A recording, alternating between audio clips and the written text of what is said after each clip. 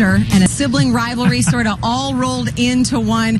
It was a great finish, a great showdown here in Kentucky. A new winner in victory lane, 8 drivers now locked in to the playoffs.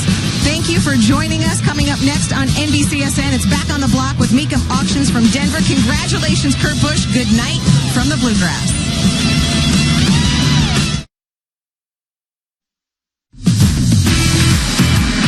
Welcome to Denver, Colorado, and the Colorado Convention Center. The Big Blue Bear looms outside, and we have some fantastic muscle and collector cars inside.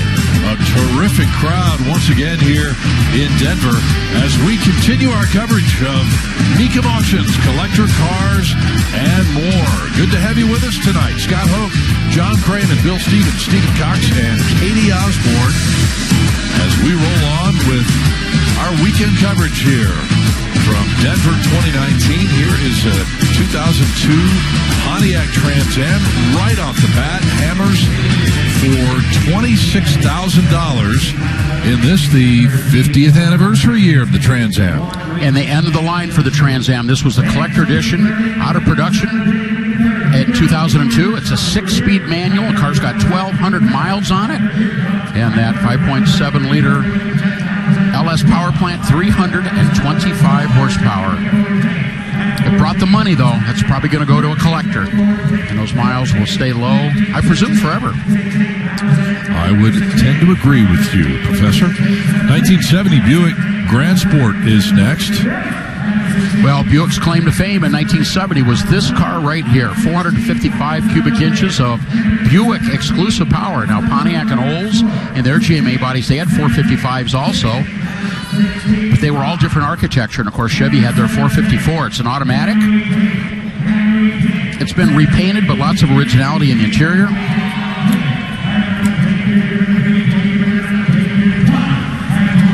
Buick road wheels, black wall tires, give it a nice look. Mid-20s ought to be the magic number. Current high bid, there we took a big jump from $20,000 to $23,000. Distinctive hood, GS badging. We mentioned the Buick chrome road wheels.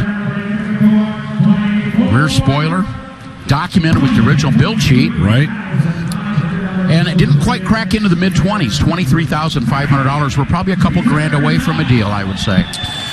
All right, and that from the big year in the original muscle car era in 1970. And I think, okay, they just reopened the bid, even as we talk about it, reopened the bid and sold it for $23,500. Well, we knew they were getting close on a deal, and sometimes we see that, Scott. We see that hammer come down or the bid goes on, and it's to give the seller the reality that he may not sell his car, and a lot of them reconsider, and I think that was the case we saw right there. Either way, I think a good, fair deal for everyone.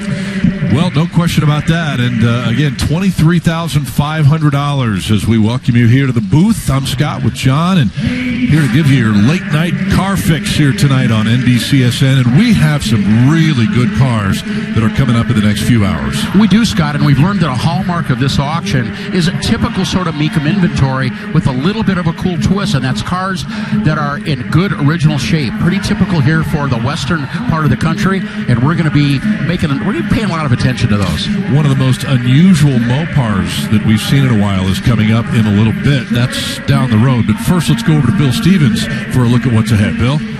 Well, up until just a few months ago when I bought my Viper, this was my it car. 1992 Chevy Corvette ZR1. Yep, debuted in 1990, and eventually these cars were just sort of phased out in 1995, unfortunately. I would have loved to have seen them just keep on going, but they did bring them back, so they get points for that. This one is one of only 28 in this color, this yellow, with a black interior. And from what I can see, it is as right as rain, and this will be coming up very shortly. Okay, thank you, Bill.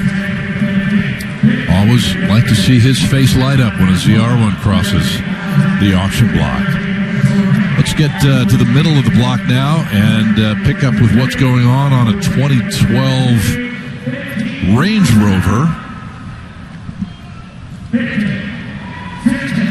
This is going to be a fun one to see because this is a wildly expensive vehicle new, but not so much here, 6-7 years later. 5 liters of V8 power, tons of options, including the Harman Kardon stereo, navigation system, sunroof. Love the blacked out, the murdered out trim look.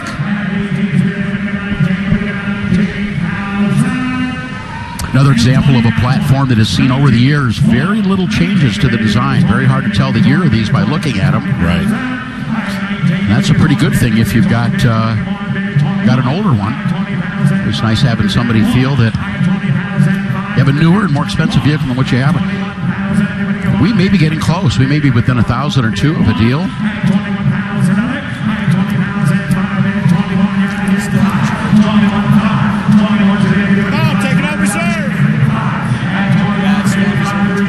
Ben Gunner with his arm up, assisting the bidder. Right now we got it. Yeah. He looks pleased. There it is for 21 grand. And those, tell you what, those Range Rovers, you want to talk about a luxury SUV, man. That's it. They're plush. Yes.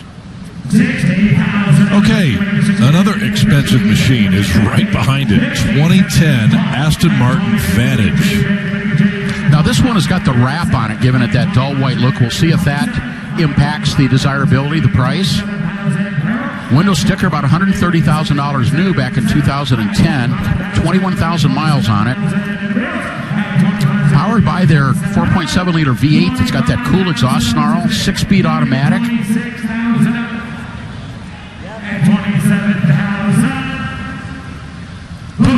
And it's for right now, it does reach a high bid of $25,000, and that is somewhat shy of what it might take. So the bid goes on the Aston Martin. 1970 Olds 442 is right behind that one. Well, we have the 70 Buick GS. Now we have its corporate cousin, the Olds 442 from 1970. Also with a 455 cubic inch engine that was standard issue. Great engine. We actually first saw that engine in 1968 in the Hurst Olds.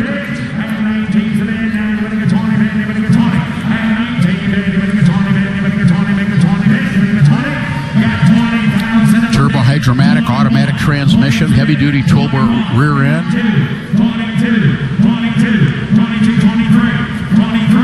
Scooped hood, vinyl top, good color.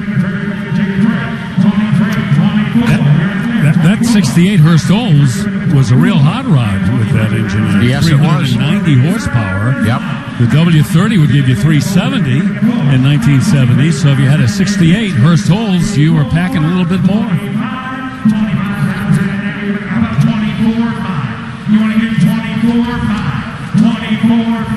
1970,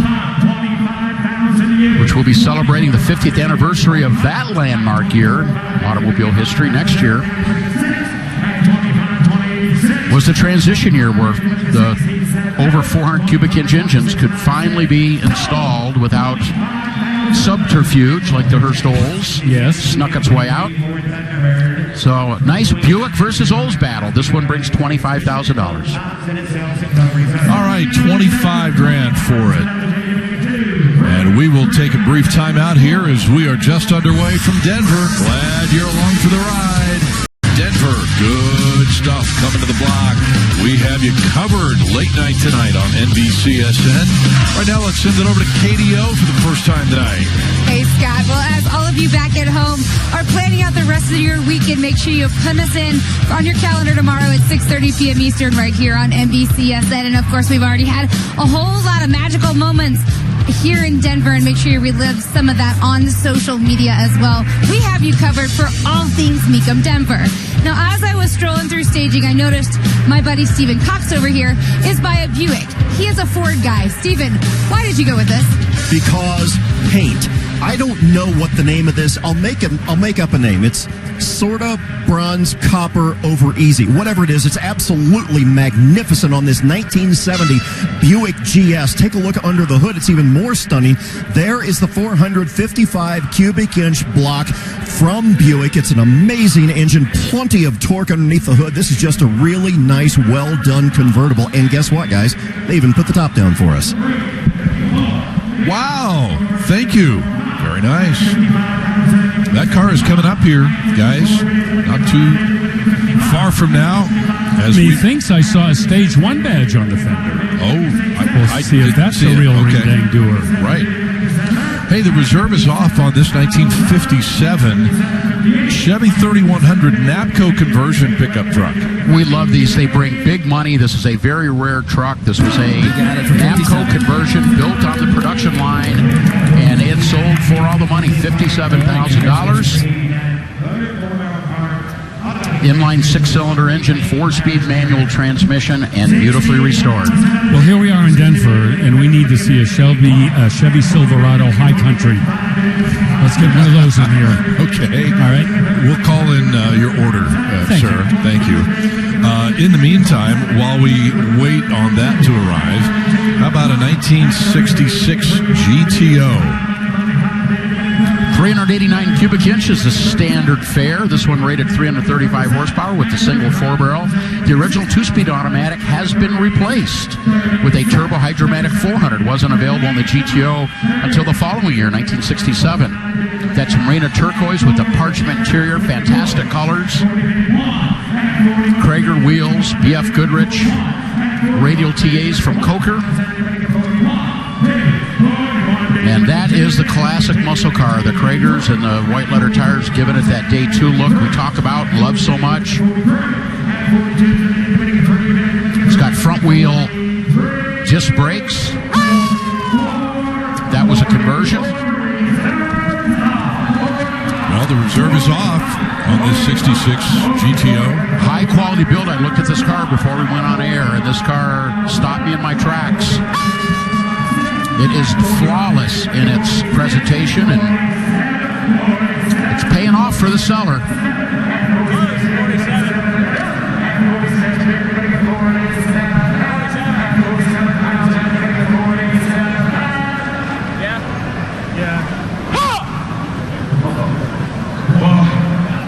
I love the look on that guy's face. He's trying to contain his enthusiasm. Yeah. But it did a bid upgrade, and now he's got a smile on his face, another smile, a handshake, and that is what a Mecum auction is all about. I tell you, he looks pretty calm there, but I guarantee you, his juices are flowing inside, man. After picking up that 66 GTO, that is sweet. All right, next up, 1999 Bentley Arnage, selling at no reserve. The poster child for high performance, high-end ultra luxury car on a budget. Twin turbo, 4.4 liter V8, power everything, chrome wheels. Lots of plastic covering up that V8.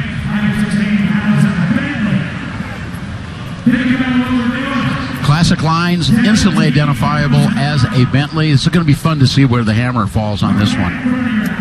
You know, we had to buy this, and then after Harrisburg, all of us jump in and drive to Monterey. See you in 2 weeks. Will we make an entrance or what?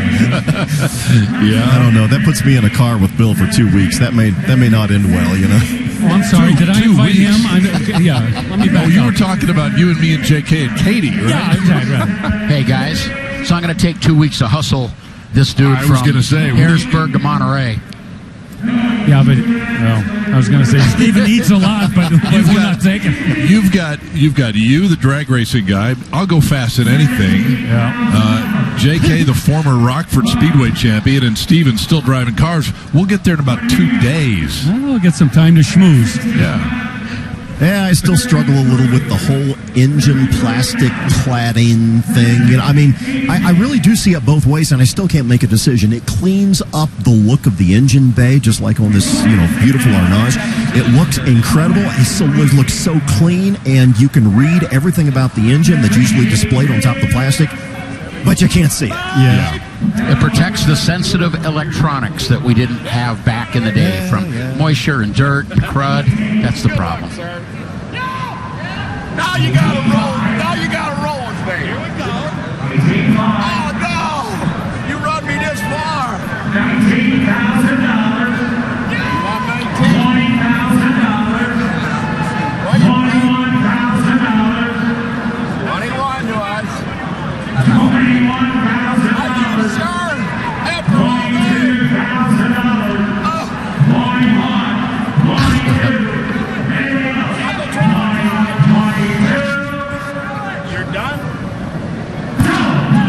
Boswell, top of the screen, working his bidder. Always having a good time. Penn Gunner's guy gets the car. And everybody's having a good time on that one, Scott. Absolutely. And yes, if you're wondering, that would be a very, very nice version of Scott Blue. Oh, okay. Duly noted. More coming up in a moment.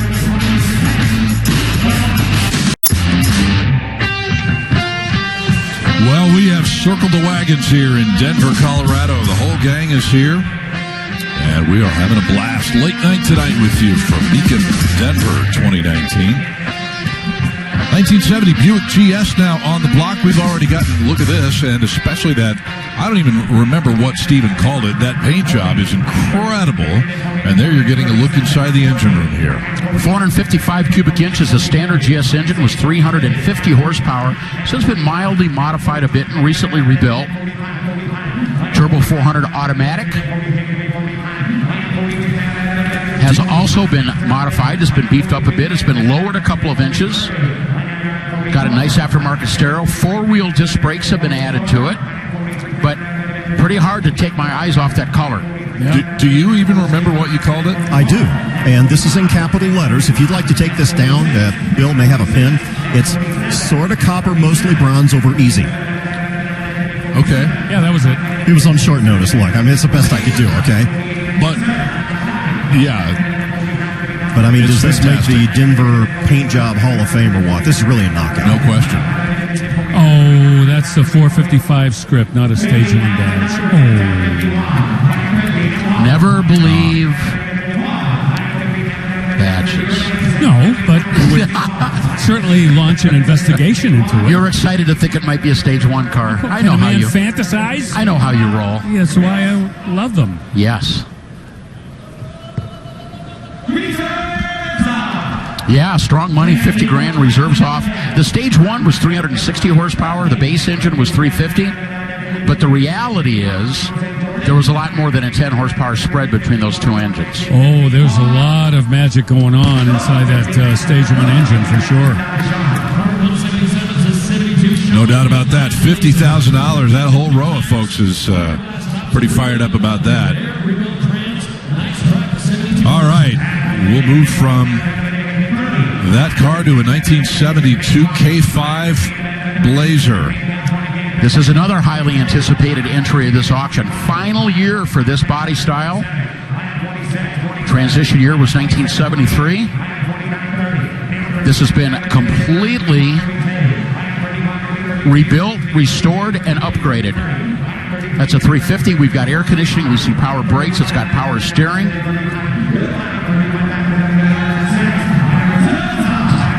I like that color. It's got a cross between a lime green and a yellow. Yeah. Holy smokes. Going like crazy. Blasted past the reserve. Reserve came up at $35,000. We're at $39,000. That may... Well, sorry, $38,000.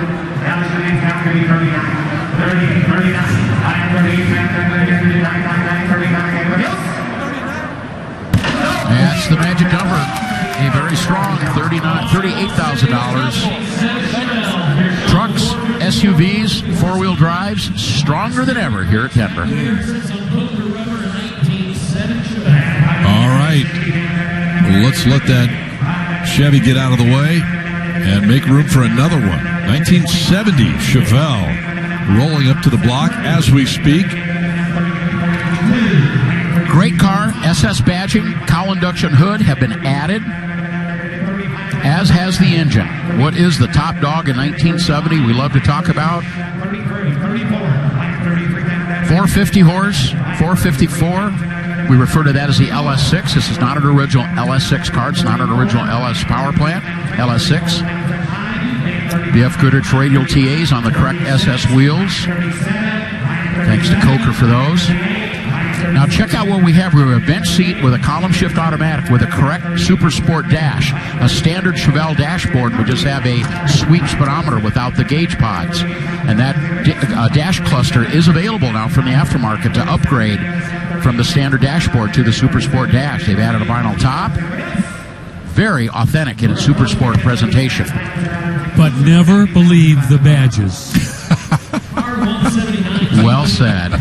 So if a Colorado State Police guy pulls me over, I'll ask for 3 forms of ID before I know that he's really a policeman. Oh, I see. Okay. Gonna be that way, huh?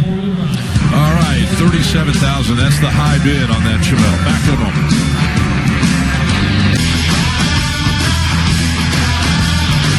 You are looking overhead at the auction block at Mecum Denver 2019. See a couple of cars in that shot as they run down that staging lane and prepare for their moment under the spotlight. Right now, 1978 Trans Am occupies that space. 4-speed, 220 horse, 400 cubic inch Pontiac engine. It is a black car, factory black car, but it wasn't the SE, the special edition, which would have included the gold trim, including the gold anodizing on the dashboard. Saw that it was silver anodized. $14,500. People say that these 1970s Trans Ams are starting to get out of line price-wise. Every once in a while, the right car, you purchased at a great, fair price. You just saw it. Yes, sir. And out of the ZR1 that Bill previewed a little while ago. It's a rare car, one of only 28 built in 1992 in that competition yellow. This is sequence number 240 of only 502 built in the entire production year. It was also the final year of the first run of the ZR1 engine. 5.7 liters of high-tech double overhead cam Chevrolet power, 375 horsepower, went to 405 the following year and ran that all the way through 1995. 6-speed manual transmission, we saw that. All of them were. Removable target top in glass. I like that. And it has both Bloomington Gold certification and NCRS Top Flight. So all of that says that the components are correct and that the condition of this car is excellent. However, Bill, now that I've said all that, it's not going to bring a lot of money. These continue to be considered to be some of the best values on the collector car world. Astonishingly low pricing. Horsepower, history, the importance of this car, and the reputation of the Corvette. Remember back around 1986, 87, they were not road burners. There wasn't a whole lot out there that couldn't go toe-to-toe with the Corvette. But when the King of the Hill arrived in 1990, everybody took notice. You wanted one of these cars. For a long time. You know, you could have had one, but no, you had to go blow your money on that blue Viper. I'm still thinking, if I had a place to put a ZR1, I don't know, because they're still so affordable. Reserve is off now, just a tick over 20 grand.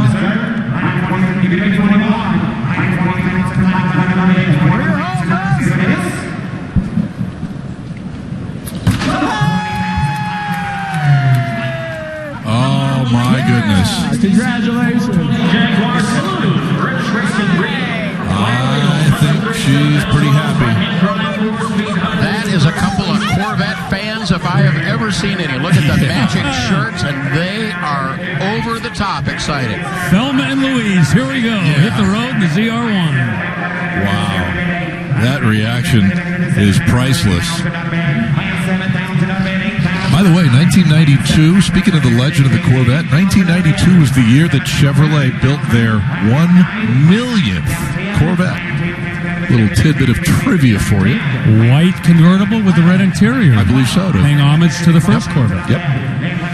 Okay, let's go on to 1967, and an unusual, for us, a very unusual, 67 Jaguar 420 four-door right-hand drive. Yeah, and that's that right-hand drive was what makes it especially unique. Yeah, this is super cool. Glorious sounding, inline six-cylinder engine, double overhead cam, 4.2 liters. It's a four-speed manual transmission, overdrive on top of that. That is a great look. Not an expensive car, as we heard the Reserve coming off at $16,000, but it's got a presence and a look. Well, it's a Jaguar that doesn't look like a Camaro, but the back of it looks like a bullet-nosed Studebaker. It does. So, The consignor says less than 37,000 miles. They probably had to convert that from, 60,000-ish kilometers, because a right-hand drive, that's how it's going to read out. right. Those two guys equally as pumped up about the Jag as the ladies were about the Corvette. That's pretty cool. All right, and it brought $16,000. Now to 1969 Camaro. Well, very popular to restore to original configuration, and maybe even a bit more popular bringing them up to contemporary standards. 350 cubic inches of Chevrolet power that's been beautifully detailed, polished, chrome, high gloss paint, automatic transmission with a B&M shifter. This is a recent build. This is a recently completed. Reserves off. I really like the colors. The cowl induction hood, the stripes. Yeah, when we have a car where the Reserve comes off so quickly, you know that people have been out there waiting for it. Yep, yeah. exactly. Yeah. Yep. Like vultures waiting to pounce on that car. Yeah, they don't want to waste time. Right. You said it. And that one's well worth it, too. Well worth the attention and the $35,000. Here comes another Bronco, 1989 Bronco XLT. This one is at no reserve. Yep, and this is a good example of the inventory that we could expect to see for, as long as we're in Denver, and that is high quality vehicles with a lot of originality. Fuel injected, 5-liter engine. It's an automatic. It's got air conditioning, power everything. Of course, 4-wheel drive. Notice how the maroon color extends into the interior. Good luck trying to find an interior color like that today. Yeah. Not going to happen. Boy, that's a truth. This is the best at $10,500. That's a steal. These are on their way up in price. If you've always liked 80s, early 90s, which right now are still considered sort of late model, just used cars, get on board right now while they're reasonably priced. You will not be disappointed. Yep. That one goes. Go ahead. Sorry. I was just going to say that's another Denver Bronco. Oh, yeah. Crosses the block. Yeah, absolutely. Here is maybe my favorite car of the auction. It just grabbed a hold of me yesterday, and JK, I took you over this morning to check this out. It's a 68 Roadrunner, one of the most unique cars that you'll ever see, one of only 5 in this configuration. And no, that's not a vinyl top. It's a Textured top. Textured metal top. Yeah, done at the dealership. Referred to as a petty top. 335 horsepower, 383 Magnum. It's a 4-speed. It's got power steering and brakes. But the best thing about this car, you like original cars, unrestored original cars, you're looking at original interior, original paint. That top is original, done at the dealership. It's documented. It's a 4-speed. Magazine articles, show awards. Yep. And That paint's too good to be true. And it's not, because it's legit. It's the real deal. It is. And such a plain Jane wrapper, if you will, but what charm that car has. Not going to bring a lot of money. Well, it gets to $40,000, but what a cool car. Very cool. One of our favorites. Yep. So that unrestored Roadrunner hits $40,000. The bid goes on, and one more look at the lady who bought the ZR1. We're back in a moment. It's that time. You've been together for years. It took commitment, passion, patience, and a lot of love. And you know without any doubt that she's the one for you. For a moment like this, it's important that everything is perfect because you want her to look her best when you take her to her first show. Coker Tire, the perfect look for your classic ride.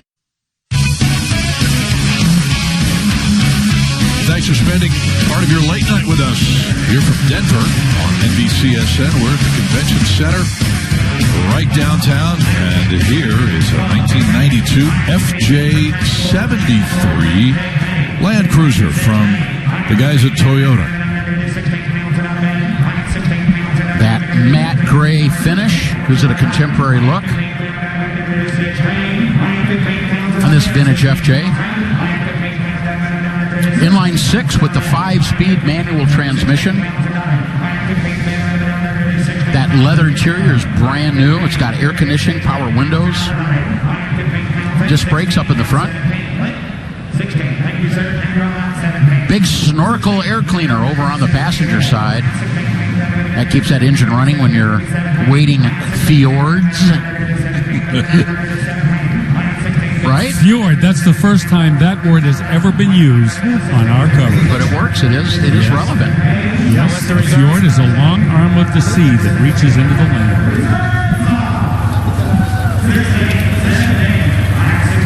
$16,000. The reserve is off. I like the lines of this. I think it's got a great look. It's got a Mad Max kind of look, Yeah, it does. especially with that snorkel on it. Yeah. Well, we get to $16,000. That is the hammer price.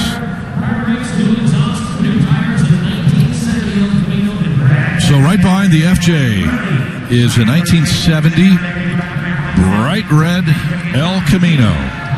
Another stunner, beautifully presented.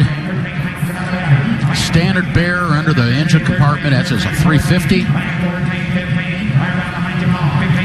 I think we see more vehicles powered by a 350 Chevrolet in the auction block than any other engine. I have no data on that, but I bet I'm right. Oh, and because you got to count street rods, Everything, and yeah. custom builds, yeah.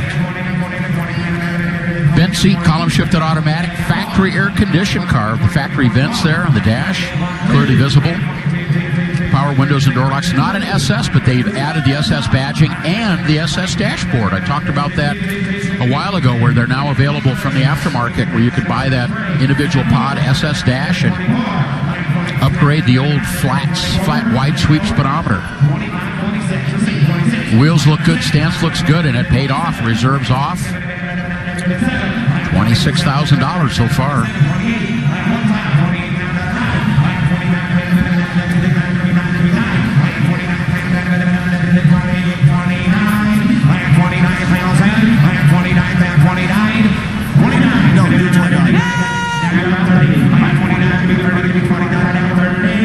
Oh, I think that did it. Gonna get to 30? I don't know. Laura Landis said she thought it did it, and she was right on the money. These folks in Denver are having a great time buying cars. Yes, they are. And that guy just bought the El Camino for $29,000. Very, very cool. Right now, let's pause in the action and send it over to Stephen Cox for today's installment of our Stay Built Performance Tip. The 428 Cobra Jet and the 69 Torino is a package that we talk about all the time with the power and grace of that power plant. But one thing we rarely talk about is the competition suspension on these 69 Torinos. Believe me, that turned this car into a shockingly good handling machine. If you compare apples to apples fairly against late 1960s cars, this was one of the best handling muscle cars of the 1960s. Motor Trend, the entire automotive press just raved about them, and it's because of Ford's competition suspension on these cars back in 1969. Now, every time I filled up my Torino, I used Stable 360 Performance. It is exactly what you need. You don't have to think about it. You don't just dump it in with every single fill-up to protect your classic car from ethanol damage and to keep corrosion out of the engine, to keep it running and starting smoothly. Every time it worked for me, and that is your Stable Performance tip. Okay, Stephen, thank you very much. More at that website, lower left of your screen, Mecum.com. Pretty good lift on this Ford pickup truck from 1973. They call this an F-250 Highboy. Not exactly the way we're used to seeing a Highboy with 32 street rods or whatever the case may be, but this is up there. It is. It has been very heavily lifted. 460 cubic inches of behemoth Ford power. Great power plant. It's an automatic. It has been restored. Has some very subtle upgrades to the differentials, to the suspension. It's got a digital dash. Contemporary wheels really make this truck look a lot newer than it is. Hard to believe this is a 1973 truck.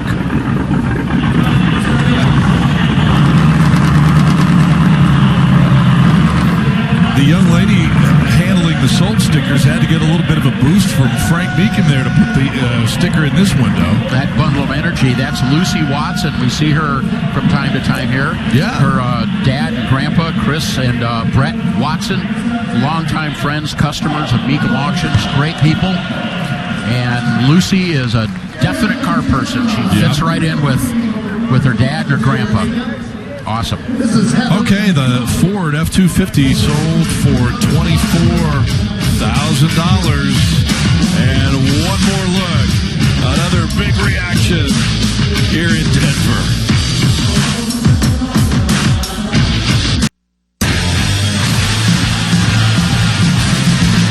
As we roll on in Denver tonight, it is 1969 Camaro time. This is what we're taking a look at right now. The bidding already approaching $20,000. And another car that began life as a base model Camaro has had SS badging added and a nice little hopped up 350 Chevrolet power plant to scoot down the road. 350 turbo automatic is easy to accommodate into this combination. Fathom green with the dark green interior, horseshoe shifter. You call that basket handle, don't you? Yeah, we used to call them that, yeah.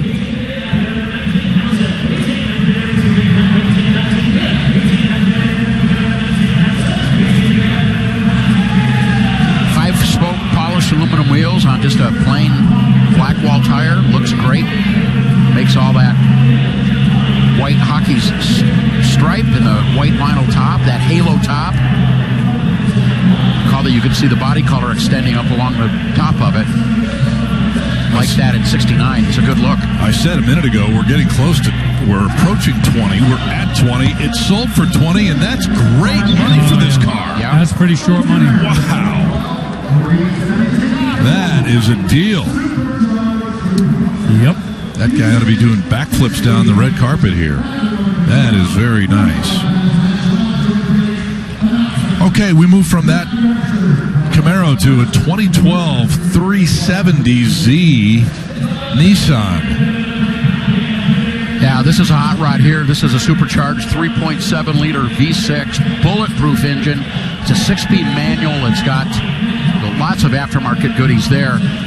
It's also got aftermarket exhaust. A lot of performance there for probably not a lot of money. I think if we get maybe into the low, maybe mid-20s, might see some sale action.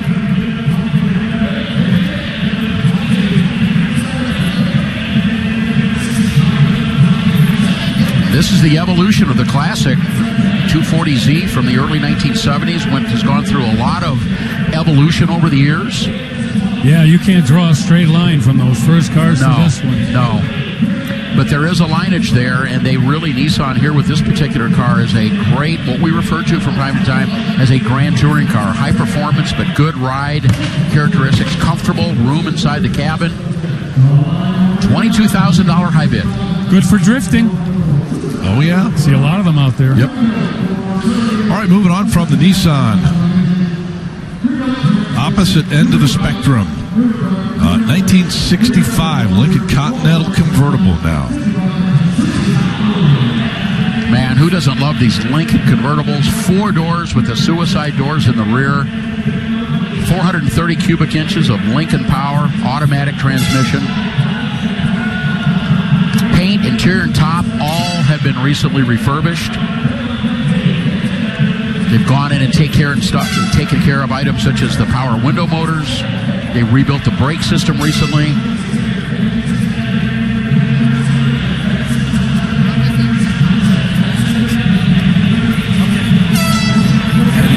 I gotta be 40 to get in.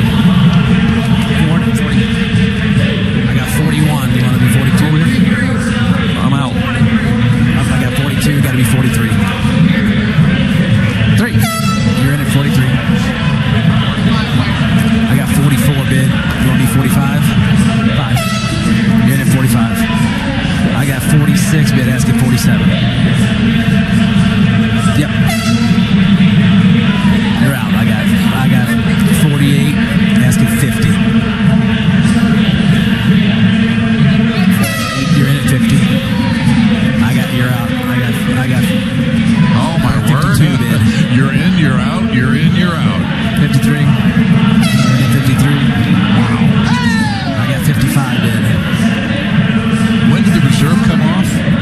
Low 30s. 56. I'll put you at 56. I got 60 bid. 60's been bid. 61. You're in at 61. I got 65 bid. Yes. We're about double the amount since the reserve came on. Yes. If you want to go over 65, you can. You gotta know.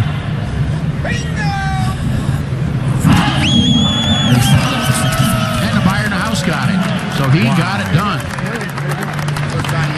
Man, classic case of I want it more than you do. Right. That is amazing. $65,000. And another idea on that one is that guy came here perhaps to buy that car. I think you hit it right on the head. And what a stunning car. Colors, recent refurbishment, both mechanical and cosmetic. Yep. Worth All every of the penny. above. Yep. Okay, 1954 Crestline Skyliner up next. Yeah, this is no reserve. Important car for Ford because this was the debut year of the new Y-Block V8.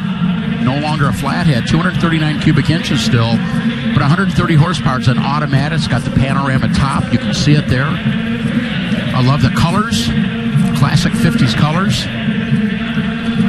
And it's rolled into position. No reserve, absolute sale.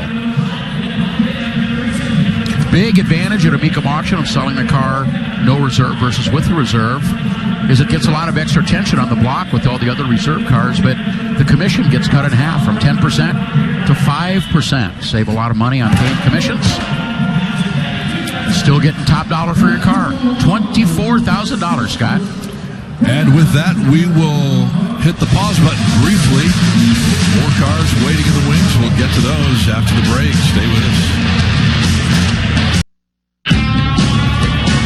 It's a great crowd at the Colorado Convention Center. What a great way to spend the weekend here in Denver. Now, we've been talking about the SUVs and trucks that we're seeing out here in the Wild Wild West, so it's no surprise that we would find a Bronco, and actually in this kind of condition. This is a Wyoming truck that was found in a barn. The owner found it a couple of years back, but he said it had been sitting for 12 years. He redid some of the interior, but it's mostly bone stock, and it's in a highly original condition. And talking to him, I was kind of like, what do you want the next owner to do with it? He says, I hope they leave it as is. That patina is something special. But in talking to another gentleman who actually has 70 Broncos and restored many of them, he says that he hopes he gets his hands on this because it is a piece of work that he can make into a masterpiece. So, gentlemen, what do you think you would do with something like this? Oh, Katie, that's the $64,000 question. I'm gonna take a look at it when it gets under the lights here. But I'm kind of I'd lean toward leaving it alone. Don't you think? I'd paint it. Yeah. I'd drive it. Still, absolutely. Well, we'll see it here in a little bit. Coming up in a few cars. In the meantime, how about this? Restored Dodge D100 from 1963. Rarely seen, and it's a shame because the lines and the design of this truck are spectacular. It's got a rebuilt 318, a couple thousand miles since a rebuild. Torque Flight automatic operated with push buttons on the dash. It's a very rare, we call a short wide box, a 6.5-foot bed. Those modern wheels and tires, those are Foose wheels, 20 inches. They fill the wheel well perfectly. Yep. You just don't see those. Those trucks are so rare. Very rare, and it would have a blind spot about a half a mile wide because of that rear window. That's part of the charm of those old cars. Yep. Well, $17,000, and the bid goes on the Dodge pickup truck. So another Bronco, this is 74 Bronco, is on the block now. This one obviously has been restored and repainted. No new paint necessary on this one. That is a nicely modified 302 Ford V8. It is an automatic. A lot of modifications, both under the hood and also on the exterior. The first thing we're going to see are the cut and flared rear wheel wells to accommodate the huge tires. Been pretty heavily lifted, about 4 or 5 inches, I would say. And there you see the automatic transmission shifted on the column with the transfer case shifters on the floor. Houndstooth seat inserts. Welcome to the 1970s. You didn't call out the Edelbrock air cleaner, the triangular open element one, and I want you to know I'm kind of disappointed, JK. That's the perfect match with the Ford small block, and it had that styrofoam kind of thing on the inside where every month or two you could take it out and rinse it out. The foam, yeah. That was great. The open cell, love cleanable. Those things. Yeah. High bid here on the Bronco of $25,000. Well, coming up Sunday, defending champion Scott Dixon looks to stay in title contention as the NTT IndyCar Series hits the streets of Toronto. Head north of the border with us tomorrow at 3:30 Eastern on NBCSN. 96 F-150 XLT is on the block next here in Denver. Another great-looking truck with a lot of originality. 351 cubic inches of Ford power under there. It also has been lifted to accommodate the big wheels and tires. Tons of it's got cruise control. It's got factory air conditioning and tilt wheel and power windows and power door locks. Didn't see a lot of that equipment back in 1996. Standard cab, long bed. It's the 8-foot bed.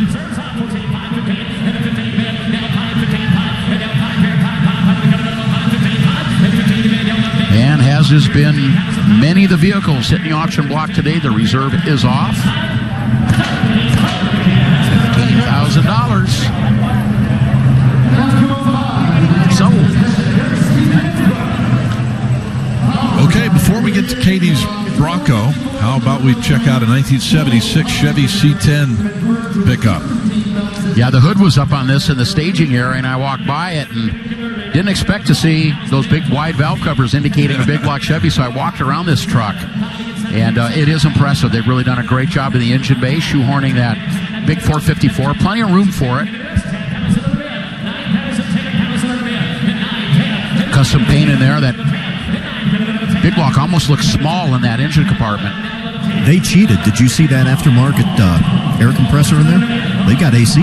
Yeah, this truck's got AC. Yeah, and a serpentine, kind of a modern serpentine belt system to run all the power accessories. That is going to be one sweet summer ride. Indeed it is. Yeah, this is a great truck. And this is not, again, we talk about spending the money at the right places. They've done it. I mean, this truck brings upper teens of $20,000. I would be surprised. A lot of value potential here. Reserve is off. 13 there we go. Is all. Yeah. If you throw the paint job into it, I'm seeing $13,000 just in the exterior and the air conditioning system. You're right, JK. This is going to be pennies on the dollar. This is a good buy for somebody. It's a great little truck. That is a motivated seller, and that's why, for those of you watching at home, wow, it sure seems like a good buy. Come to Mecum Auction. Yeah. Yep. Need to come here and take something home. Join the thousands that do it annually. Exactly. Now to the Bronco that Katie previewed for us, and the question remains, what do you do with this one? Yeah, and Katie had asked the question, and it's very valid on this because it is original. It does have patina, but it's just maybe 1 or 2 notches beyond where you may not want it, where you may want to consider painting it. I personally would paint this Bronco. I saw this Bronco out there. It's got a lot of cool originality.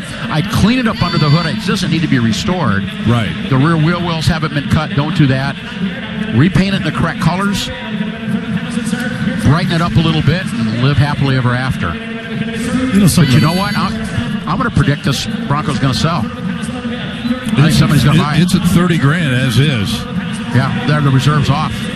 Always cracks me up when I see the Broncos of this era. One small thing that kind of goes under the radar until you look at it and you think, oh my gosh, they actually did that. You notice the hinges on the outside of the door? Yeah. Pretty crude. Nobody was doing that in the 70s. That's pretty neat. Yep. $32,000 for a patinaed Bronco. Yeah. That is super cool. Okay, back with more from Denver after a short break.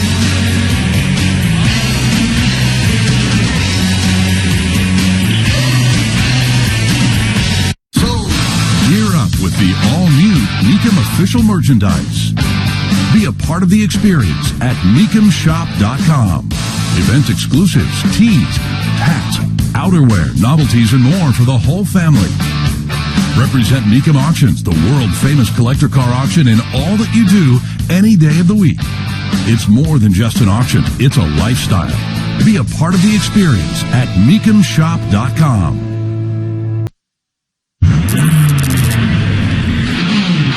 Well, once again in Harrisburg, it is going to be a fantastic show. Some of the best and most notable drag racing cars in history will be there, courtesy of Todd Warner and his ridiculously cool and rare collection of these cars, John, and it almost defies description. He has literally spent a lifetime assembling what is regarded as the best collection of 1960s through the early 1970s A-list, top-shelf, winning drag race cars.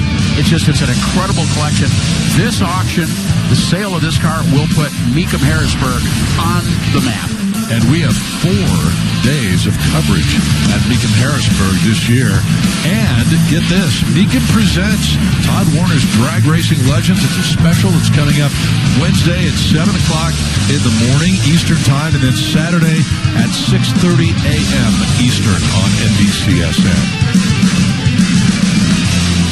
Okay, time for a 1980 Porsche 928S. And these 928s, they're starting to get a little bit of attention to the Porsche enthusiasts. For a long time, they were sort of shunned as being non-traditional Porsches, although true Porsches. And that's changing just a little bit. 4.4-liter V8 was a landmark. Factor rate of 231 horsepower. This one's an automatic transmission, and that automatic will help keep the price down during this time period. This car was a world-class top performer.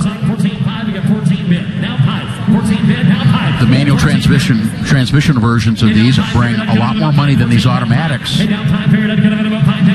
the automatic is very well suited for the personality of this car. Again, high performance, grand touring car. Comfort, luxury, and performance. A wonderful blend and a beautiful package. How about the chrome wheels? $15,000. 15 to bid.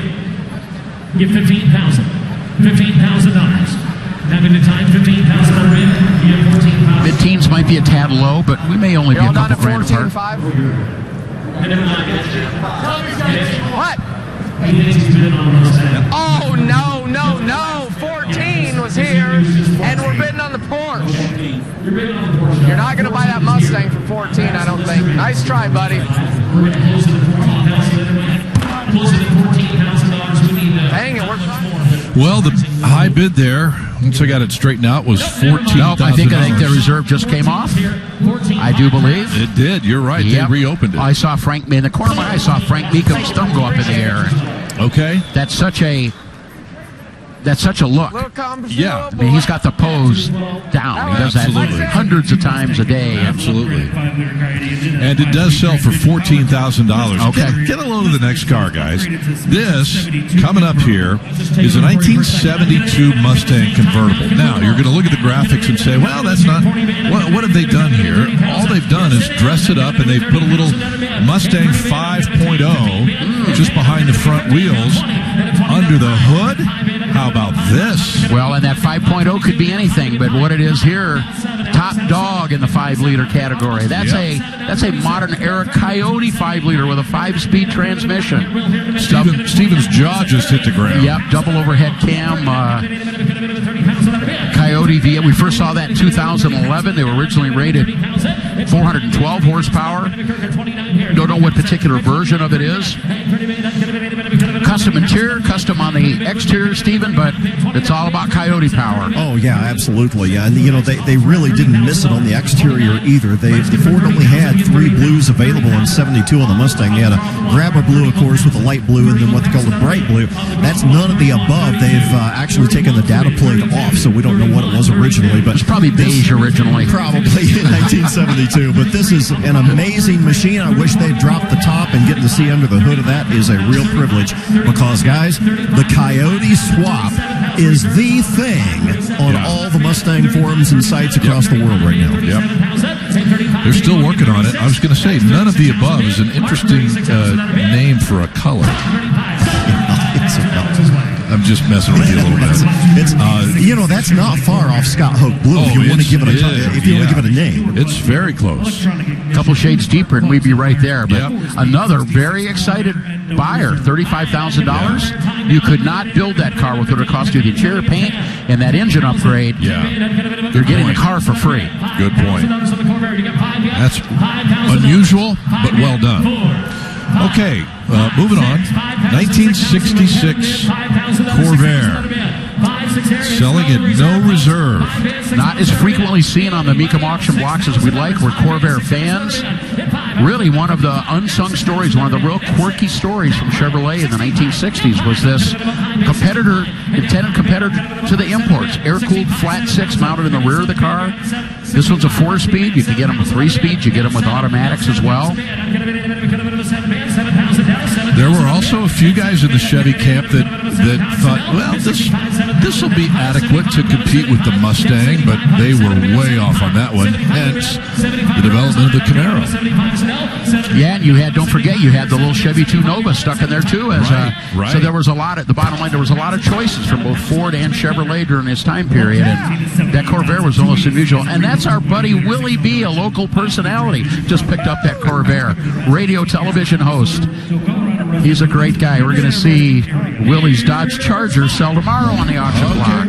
Great guy. Very cool. Well, Willie's just bought that Corvair, so now can we call it Willie's Corvair? It works for me.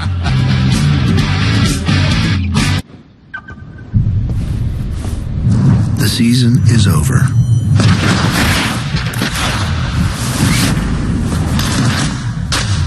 These points don't count.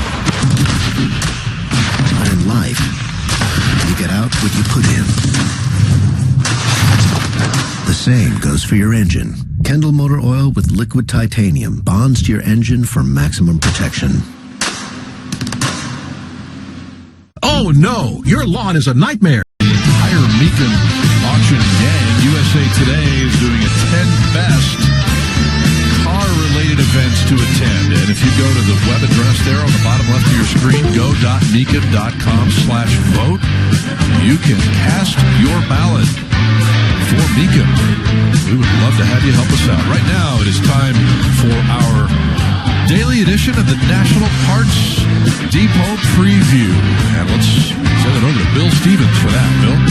Back in 1965, the late, great Lee Iacocca had a vision. He saw that baby boomers were getting to be teenagers and they wanted cars that really reflected their lifestyle.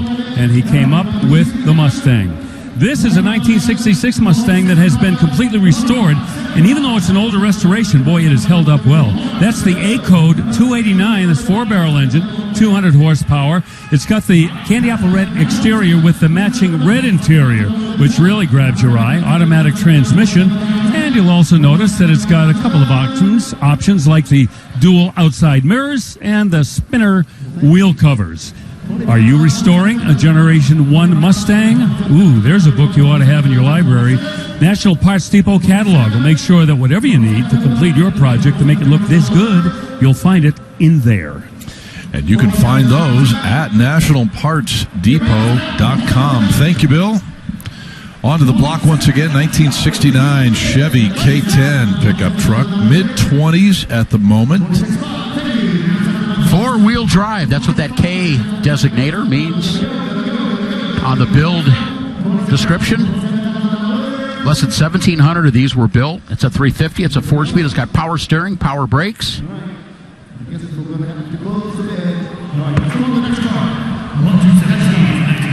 And $26,500. That is going to be, the bid goes on, number for the time being. Okay, so we will move ahead then to a 1964 El Camino. This is a sweetheart. Can't wait to see what this one does. First year of the A-body based El Camino. Hang on there, JK. We'll pick up the El Camino again in a minute because I'm told they have reopened the bidding on the pickup truck even as it's leaving the building or leaving the block area here. Well, the bid screen is showing the 64 El Camino. Is it? Okay. Yeah, the bid screen is, but... Well, now I guess we're back to the El Camino. So continue your thought, if you would. It's incredible. It's got its original 283 4-barrel with a 4-speed. It's a factory air-conditioned car. It has been restored. So you take condition, you take the unusual powertrain of the 283 with a 4-speed with factory air in this debut year on the A-body El Camino, and it's probably going to take more than just a modest price tag to get this one sold. We're at $22,500. That's the consignor all the way on the left. R1 now from 1991. I promise you there's a tie-in here, JK. Well, and it's also selling at no reserve.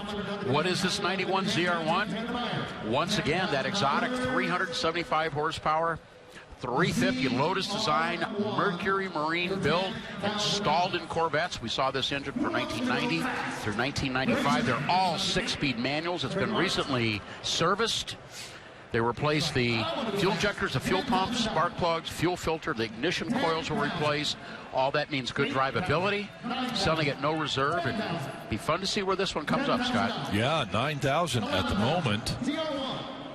And now 10. Mileage and condition is everything regarding the value of these cars. Well, this one's got the condition area nailed. At $11,000 at no reserve. And so we moved from that ZR1 to another Corvette, 1972. One of, actually, this is going to be the second of 3 in a row here. 1972 Corvette. Well, looking at this car, it's deja vu time. This is a virtual clone to the 72 Ontario Orange Corvette I bought Christine back at our Kissimmee auction in 2016. Base 350 was 200 horsepower, optional factory air conditioning. This one's got it. Yep. Turbo 400 was the automatic transmission, luggage rack, #1 color in 1972. There's the saddle interior.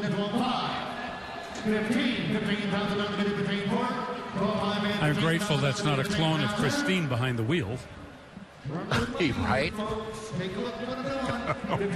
Hers is Bloomington Gold certified car with 29,000 original miles. And it is her pride and joy. Last year, the chrome bumpers front and rear. And that low compression 200 horse 350 runs just fine on pump gas. And I love the luggage rack, and I don't care what you guys think. That's good. Because I won't bother. I know. How many miles has Christine put up with these, do you know? Keep track of that at all? Yeah, less than 1,000 in almost 3 years. Yeah. Wow. Just occasional fun, nice weather, perfect time. Yeah. Well, mark this one up. If you're scoring at home, $16,000. And next, Corvette from 1980. As we wind down that Generation 3 Corvette era, C3 era. Boy, but what a long run it was, Scott. Yeah. 1968 to 1982, tremendous long run. And you're right, it was winding down. You can still see the Shark profile, but definitely a lot of differences. Still a 350 cubic inch engine. This one's a 4-speed. You do not see many, Bill. No. 1980 with the 4-speed, glass T-tops. All the Corvette coupes in the Shark era, the 68 through 1982, all of the coupes had removable T-tops. Some were body color, some were glass. Some guys and gals actually got both. In 78, they went to the fastback. Right. Went to the very end. Yeah, my last Corvette was in 80 with a 4-speed. Well, this was a shining diamond in a model year where the pickings were really slim all the way across the board. In fact, you could make the argument that 1980, 1981 were the poorest performance years across all makes and models in domestic car history from the middle of the 20th century on. And this, to me, was one of the finest cars to come out of that. Well, yeah, it didn't base its popularity, luckily, on the horsepower, just the handling, the style. And the 4-speed. Horsepower was 190. 190, yeah. It's what you got then, you know? Yep. Might as well have fun shifting. Right. Well, $9,000 is not going to be strong enough for that 1980 Corvette. So, we will hit the next button and bring out a 2015 Camaro. Woo, talking about a hot rod, you got one right here. This has been very heavily modified. Began life as a factory V8 Super Sport Camaro, 6.2 liters, now dyno tested, not just lip service. You ready for this? 732 horsepower. Most of that power increase comes from a 2.9 liter Whipple supercharger. These were not, the regular Camaro SS was not supercharged from the factory. The standard SS was not. 6-speed manual transmission. Lots of power options. And because it's 10 years old or newer, we've got the mileage. We can state it, tell you it's got approximately 6,300 miles on it. Cover a lot of ground with that much power in that short miles, though, guys. Well, you know, after doing all that work to get all that horsepower, then you find out the new Shelby Mustang's going to have 760. It's like, oh, gee, it just put a little bit more in there. Oh, God, I want to do it over. What an exhaust note. Oh, you heard it too, man. That is a fantastic sound. $37,000 bought that Camaro. Corvette pace car, 1998 Indy 500 pace car. That's on the block right now. A lot of people have said that this pace car edition paint scheme is one of the wildest in pace car history. Scott, I think that's a fair assessment. Yeah. This is a convertible. It's got that 345 horse LS1 as factory installed. A great engine, still respected today. 4-speed automatic with the auto overdrive on the top gear. Sometimes we see them with yellow wheels. Yeah. Correct? This tones it down. You're right. This has had wheels change. Yeah. Doesn't it tone it down quite a bit? A lot. Yeah. Yeah. You know, I really like this wheel treatment. It's been 20 years, and I'm still trying to decide if I absolutely love or totally hate this paint job. I've had sufficient time. I can't say that, you know, you think I would have decided by now, but it's still right there. And the wheels may make the difference. I have to say, those chrome wheels, I like the graphics with the purple with the chrome wheels. What a great addition to help sort of, like I said, tone Take down. some of the pop out of it. It really. does. It works.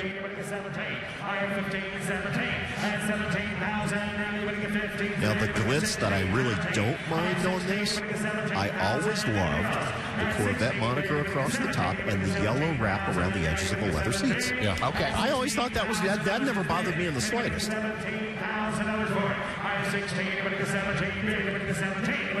And those sport seats, I'm glad you pointed that out. Those sport seats, which this one has, unbelievably comfortable and very good support under high G cornering.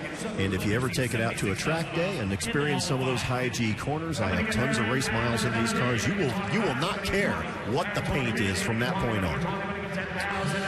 Well, that car just sold for $16,000. And a little while ago, I promised you a tie-in on the ZR1, and here it is. Our friends at State Farm are well positioned just beyond the exit of the auction block here, and they are here to help life go right when many of these moments happen, and they're here to take care of you and your car now and in the future. ZR1 1992 a little while ago, yellow, black interior, Bloomington Gold, and NCRS award winners. And the reaction of the day belongs to that lady who bought that ZR1 for 20,500 miles. And I know there's a story there somewhere. We're going to find out about it now with Katie over at the State Farm Garage. A pair of sisters here. We have Yolanda and we have Sherry, and my goodness, it is a bundle of joy. Yolanda, we know that was a cool car, but why the emotions? Just because my husband had a 69 L88, the last one that was rolled off the factory floor, and I bought a Corvette last year, a convertible, and I saw the yellow one and I knew it was a ZR1 and limited edition, and I thought, okay, I want that car, and I had a limit, but I got it, and she's egging me on. I'm egging her on, of course, and it's yellow, one of our favorite colors. From what I understand, this is a Chevy family through and through. Congratulations, ladies. Even my grandkids, everybody's got Chevys. Everybody's got Chevys. What can I say? There we go. Chevelles, Novas, honey, we love them. 57 Chevy from way back. Go Corvettes. We got it when I first was married, the 57. Then we lost it and got divorced, of course.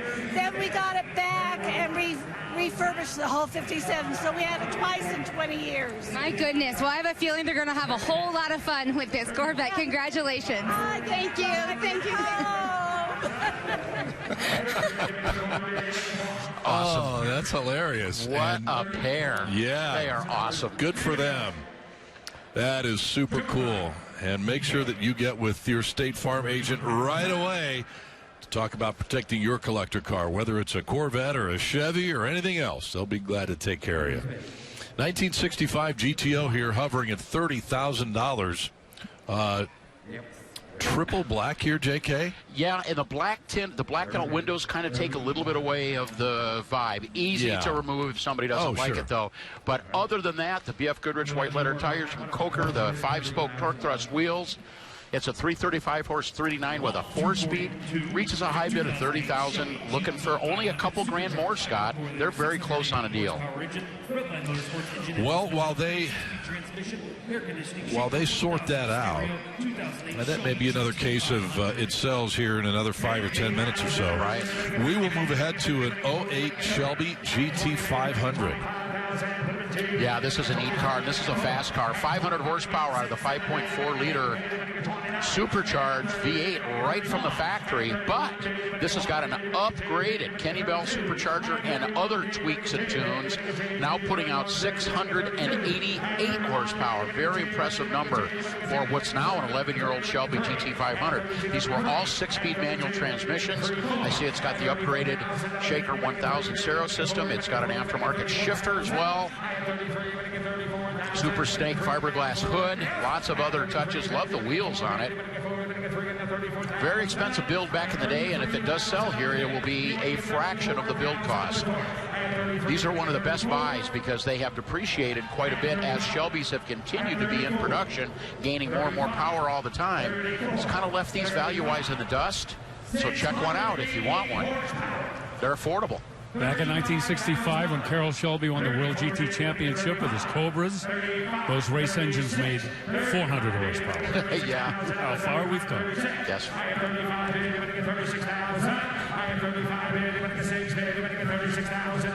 35 grand. That's the bid.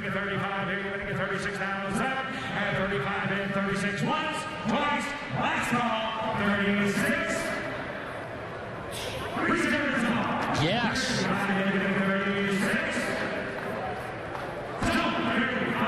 The reserve comes off and the hammer falls at $35,000. Affordable for high performance, world class. Look at the condition of the car. If you came here with 50 grand, you could have bought that and a ZR1 Corvette. Yeah. Not a bad day. No, not a bad day at all. Right on. Okay, 1971 Nova at no reserve. And the thing that'll kind of grab you about this is the color they've used for the stripe treatment. It's one of those multicolor, color-changing chameleon treatments. Well, one of my favorite small block Chevrolet power plants right there, 383 cubic inches. That's a 350 block and a 400 crank. It's got aluminum heads. It is an automatic. Oh, I can see what you mean. Those colors changing as camera waves by it. Bang for the buck. Potential top of the auction so far with this great little 71 Nova. Unlikely to go much past the mid-teens. Yeah, 13 right now. And I love the 383 call-outs on the front fenders. Not available from Chevrolet. The aftermarket makes those. 13.5, is that what you said? 14 to you. Yes or no? 14.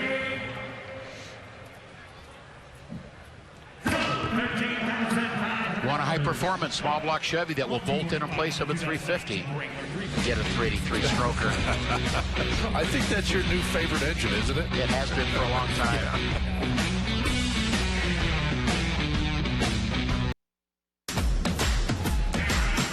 Welcome back to Mecum Denver 2019. And if you are in the market for a new ride, who isn't?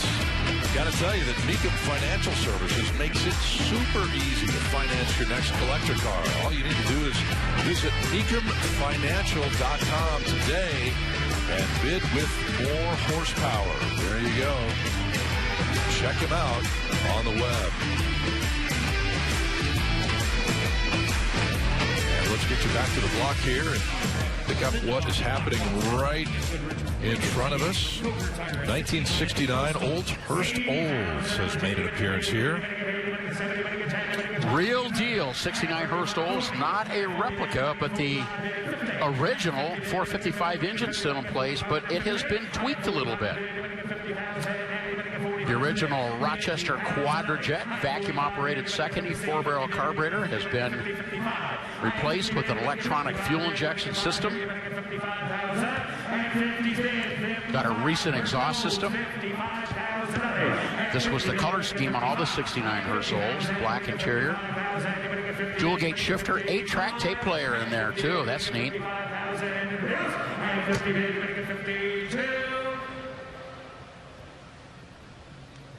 With that fuel-injected 455, this Hurst Olds is intended to drive, and I like that personality.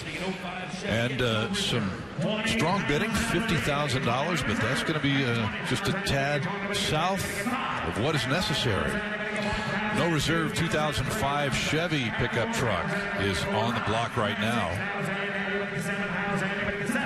4-door pickup from 05. Yep, kind of a just one notch above an entry-level pickup truck from 05. LS base, 6-liter V8. It is 4-wheel drive.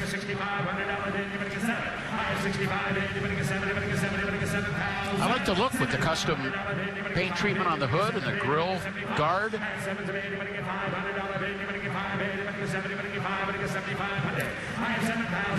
Not an expensive truck at all, but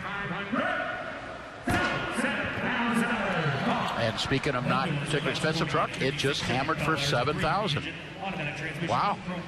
Nice truck, Bill. That truck will outlive all of us. Yeah, right. 1956 Bel Air now. No reserve, right smack the middle of that shoebox era. Yeah, and I love the 56s. A few of the 57 styling clues and a few of the 55s. Very distinctive in its look. 350 cubic inch Chevrolet V8 power plant upgrade.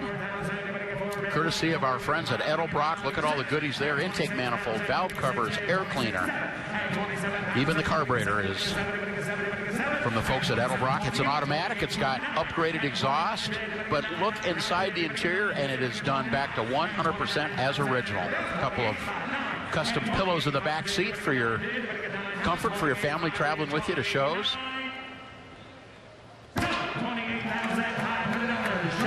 Great buy, under $30,000, yeah. Nothing too complicated. No. Whoever built it didn't outsmart themselves. Just went for a classic look. Hangs together. 1965 Mustang, also at no reserve, will come up right on the heels of that Bel Air. Well, and this has got a very unusual powertrain in its own right. It's got the 200 cubic inch inline six-cylinder engine, not so unusual there. Sure. But it's got the factory optional light-duty four-speed manual transmission intended for the six-cylinder engine applications. We don't see those very often. So the dilemma the new buyer has of this, do they keep it with that inline six? Or do you transplant some type of a V8? And then if you do that, do you upgrade brakes, suspension, anything else? Or do you just leave it alone and drive it as is? Well, that car gavels for 20 grand, and golf's most storied major returns to Northern Ireland. Watch hometown favorite Rory McIlroy, along with Tiger and more, compete to be called the champion golfer of the year. The Open Thursday at 1:30 a.m. Eastern on Golf, and then next Saturday at 7 o'clock in the morning on NBC. 2013 Land Rover LR4 HSE is our next machine on the block. Nice affordable little Land Rover here, powered by a 5-liter V8. All-wheel drive. This is the luxury edition. It's got the factory nav system, backup camera, real leather, third row seating. Wow, 12.5 and the reserve is off. This is a 2013 relatively late model vehicle. 14,000. I have 13. You're going to get 14. On the truck off the lot. 13, 14, 14,000. And you're going to get 13. You're going to get 14.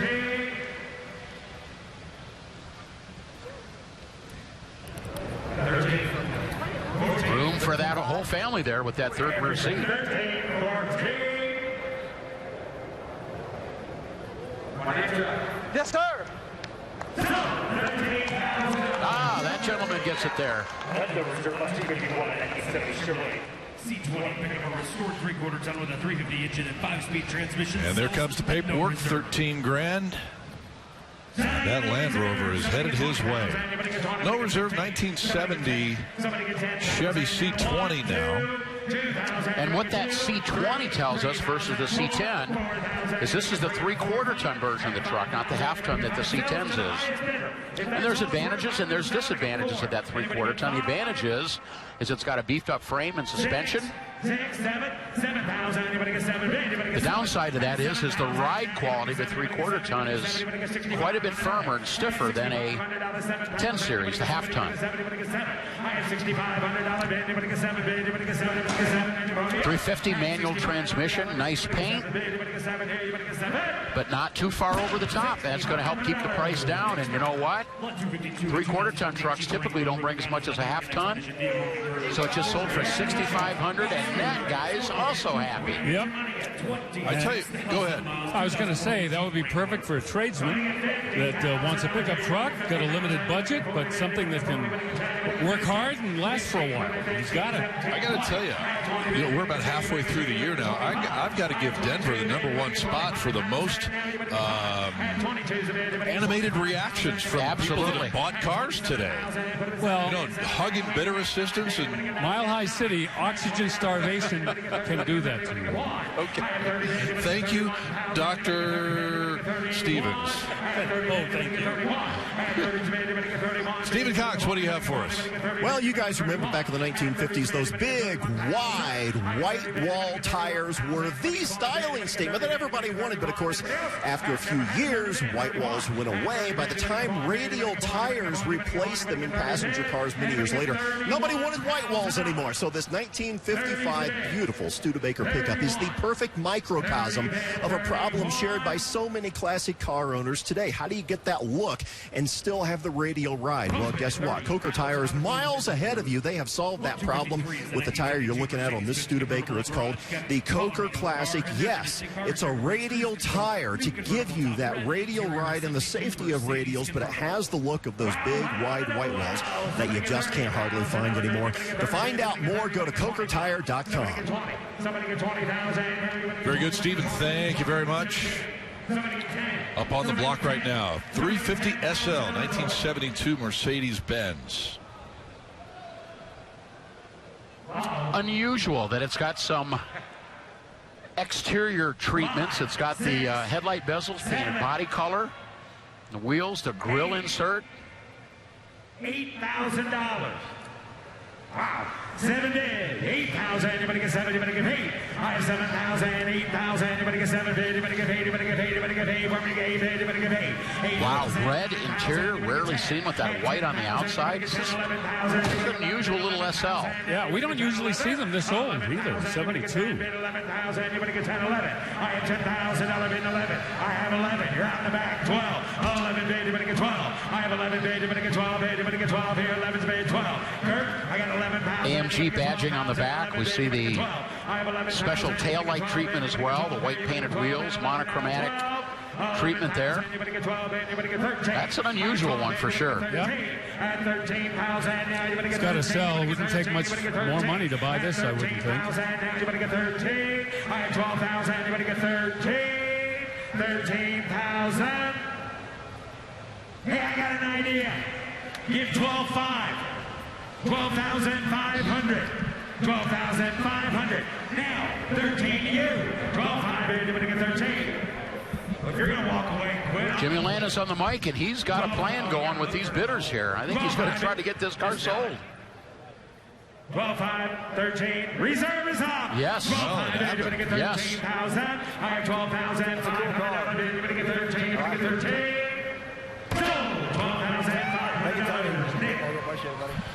Okay, $12,500 for the SL Class Mercedes-Benz 1972. More of Mecum Denver 2019 is coming up.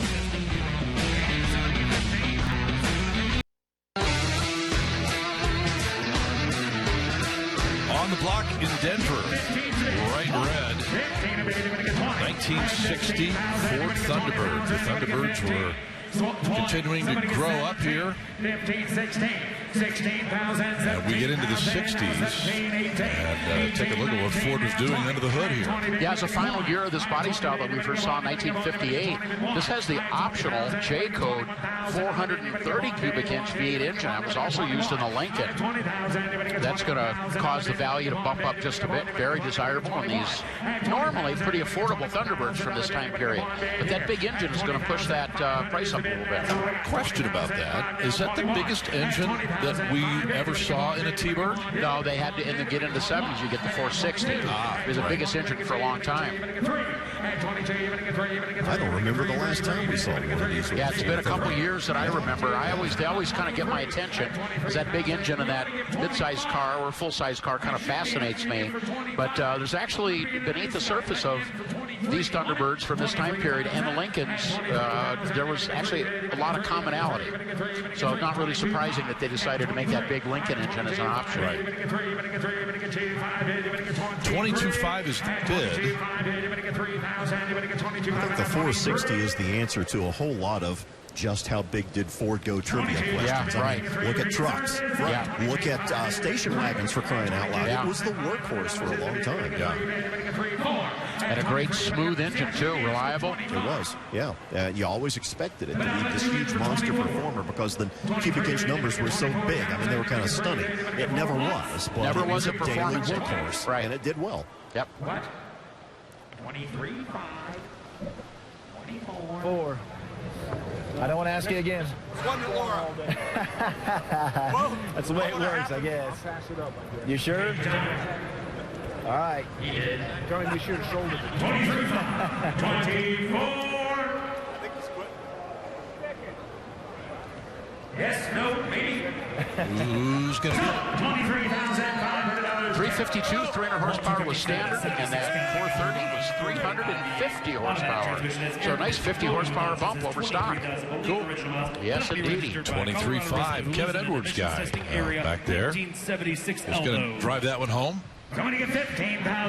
1976 Cadillac Eldorado. That's what we have now. 3,000. Anybody get 3? Anybody get 3? Anybody get 3? Anybody get 3? The 1970s was a decade where cars continued to be large. Certain cars continued to be large and impressive and imposing, and probably no more than the Eldorado. $2,000. 500 cubic inches, 190 horsepower was the rating. 3, 4, 3,000. Gas mileage, don't ask. I have $3,000 bid. Anybody get 4? Anybody get 3? Anybody get 4? Another beautiful car in original condition. But you better like medium green because you've got it on the outside and you've got it on the inside as well. Anybody get 6? Now you're out 7. 6,000. The ultimate American luxury personal car from this time period. With front-wheel drive. Yep. Anybody get $6,500 on the Eldorado? Competition, the Mark Series Lincolns from the same time period. Yeah, and until the Tornado came along, who would have predicted that full-size luxury cars would have front-wheel drive? Yeah. It makes sense. Yeah, Tornado came out in 66. The Eldorado picked up front-wheel drive in 76, and they ran front-wheel drive all the way up to their demise. Yep. Both of those brands. Transmission, new power top, heated leather seats, $63,000. All right, the high bid here on the Eldo at $6,000. Somebody get $28,000 bid. Somebody get 20. And $20,000. waiting to come to the block here. It's on the way. We're hoping that it'll make it. A 97 Jaguar XK8. Somebody get 10. Somebody get $5,000. Well, don't know if it's got a low battery or what the situation is with it here, but yep, they'll get it figured out. One of the most beautiful cars of the 1990s, bar none. Hey, 5,000. They made it aerodynamic, but true to Jaguar, they didn't sacrifice aesthetics in the process. I think this car is just stunning to look at. Well, I agree with you because I have a 98. And, I have a 98. It's real close. I love it. $4,000 is bid. Smooth and refined. And everybody knows that they were cribbing the XKE with this styling. And so, as you mentioned, the styling of this car really was head and shoulders above so many other cars back in the 90s. Now, how does it drive? Can you have any spirited driving, or is it pure luxury? Oh, no. These handle great. They corner very flat. 290 horsepower. You know, not a real hot rod, but at 70 miles an hour on the interstate, that car coddles you. Okay, Phil Stevens, we thank you for that review. Here's the deal. This would be very kind and benevolent Bill. Cranky Bill would go out in the Viper. I didn't know there was one of those. So, but he never drives this one. He never drives his 98. All right, so I'm bipolar, all right? Jeez. All right, $4,000, and the bid goes on the Jaguar. 1962 Chevy C10 pickup truck on the Mecum block here in Denver now. We talk about value a lot. These are very good value. These don't quite have the same allure as the 67 through 72 C10s we see so often. So go down a few years and save some money. 283 two-barrel with a 3-speed manual transmission shifted on the column. That is a great, nostalgic powertrain. Short wheelbase, or a short bed and short wheelbase. 6.5-foot bed. Flat sides, love the diamond plate rear bumper, just like most of them had back in the day. They weren't too concerned about it looking good. Functional. Tow a little trailer with it. Step up into the bed easily on it. Nothing too, sophisticated there, JK. That's just a truck that's born to work. Gets to $9,000, and the bid goes on that C10. Get a load of this little resto-modded 65, well, at least in the wheel and tire category, updated 65 Corvair 500. Transition year for the Corvair, where they went to a body style change, really with very fluid, attractive lines. Corvairs always good-looking cars. And retaining that flat, air-cooled 6-cylinder engine, rear-mounted, all the way up until the end. Spare tire in the back. You see 2 carburetors, one on either bank, fed by 1 air cleaner. Yeah, and other than the wheels and tires, it appears to be as original. But isn't it amazing how much of a difference just the wheel and tire change makes on this car? Absolutely. Well, and you put on that color, certainly these turquoises and these aquas were very popular in mid-60s, but that color looks a little bit more vibrant, looks a little more alive than something that would have been a production color in 65. $10,000, reserves off, and that's where it hammers. How about that? Okay, so we will pause for a brief timeout. More from the Colorado Convention Center here in downtown Denver. Straight ahead. Have them all in one place is going to be monumental in Monterey, John. Oh, man, the hot rod culture in California is just going to be going crazy over that group of cars. Another one of the many great groups we're going to see at Monterey next month, Scott. Yep. It is not to be missed. How about this? 1985 GMC Caballero. Just sold here at Mecum, Denver. Don't see these too often. No, it's based on the Chevy El Camino. It's definitely a cousin. I like this because it's got a GM Crate 350 engine replacing the original 305. Okay, cool. Good way to go there. 1964 Pontiac Catalina. Well, I would be shocked if this car does not sell. This is a 4-door post sedan. It's a base entry-level Catalina, but it has got so much charm. A base 389 two-barrel. Look at the restoration quality. It's got factory air conditioning, power steering and brakes. The original, what they refer to as a Slim Jim automatic transmission, has been upgraded with a 700R4 automatic transmission. But it's that 4-door body style in this plain vanilla wrapper that's going to hold this price of this Catalina down. And the reserve is off at $9,500. If this was a 2-door hardtop, it'd be a $30,000, $35,000 car. If it was a convertible, it would be a $40,000 to $50,000 car. So what a perfect example of a great, look at that, affordable, entry-level, beautifully presented vintage Pontiac. Man, look at that car. What a piece. That is fantastic. $9,500. Let that sink in for a minute. 2005 Mercedes-Benz SL 500 following up the Catalina. A lot of style, a lot of flash, a lot of prestige for what's going to be a pretty modest purchase price, I predict. First thing is the color combination. The white with the maroon interior. Never saw that before. That's that very sophisticated and smooth and refined 5-liter V8, factory-rated 302 horsepower.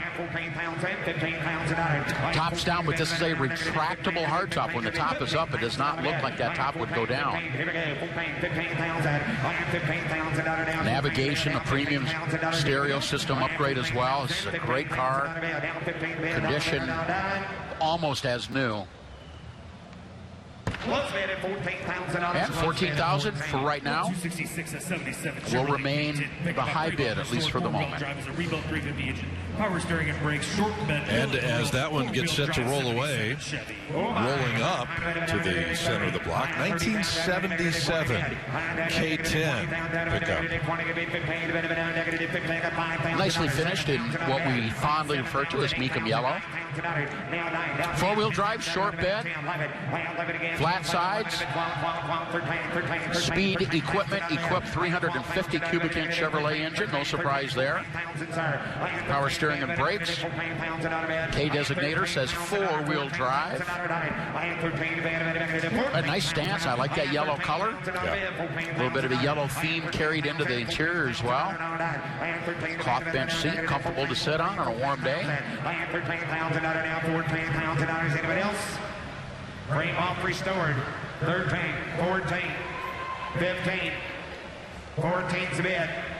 15,000, 16,000, 16,000 out of it now, 15, 16. A lot of truck for the money, 15 pounds. This generation of Chevrolet truck that we saw this body style change in 73, I think is going to be the next truck body style from the General Motors camp, both in Chevrolet and in GMC, to start seeing some increases. Right now, they're still fairly affordable. This truck has been restored and it's bidding in the mid to upper teens. Could not do it for that.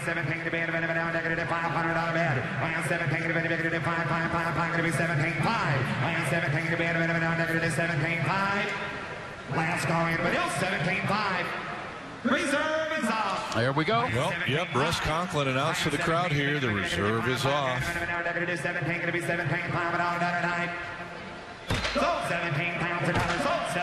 Bingo! 17 grand for that pickup truck.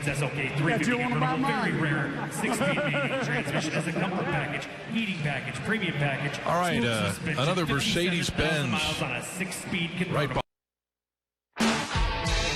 It is good to be back with you as we continue our coverage from the Colorado Convention Center.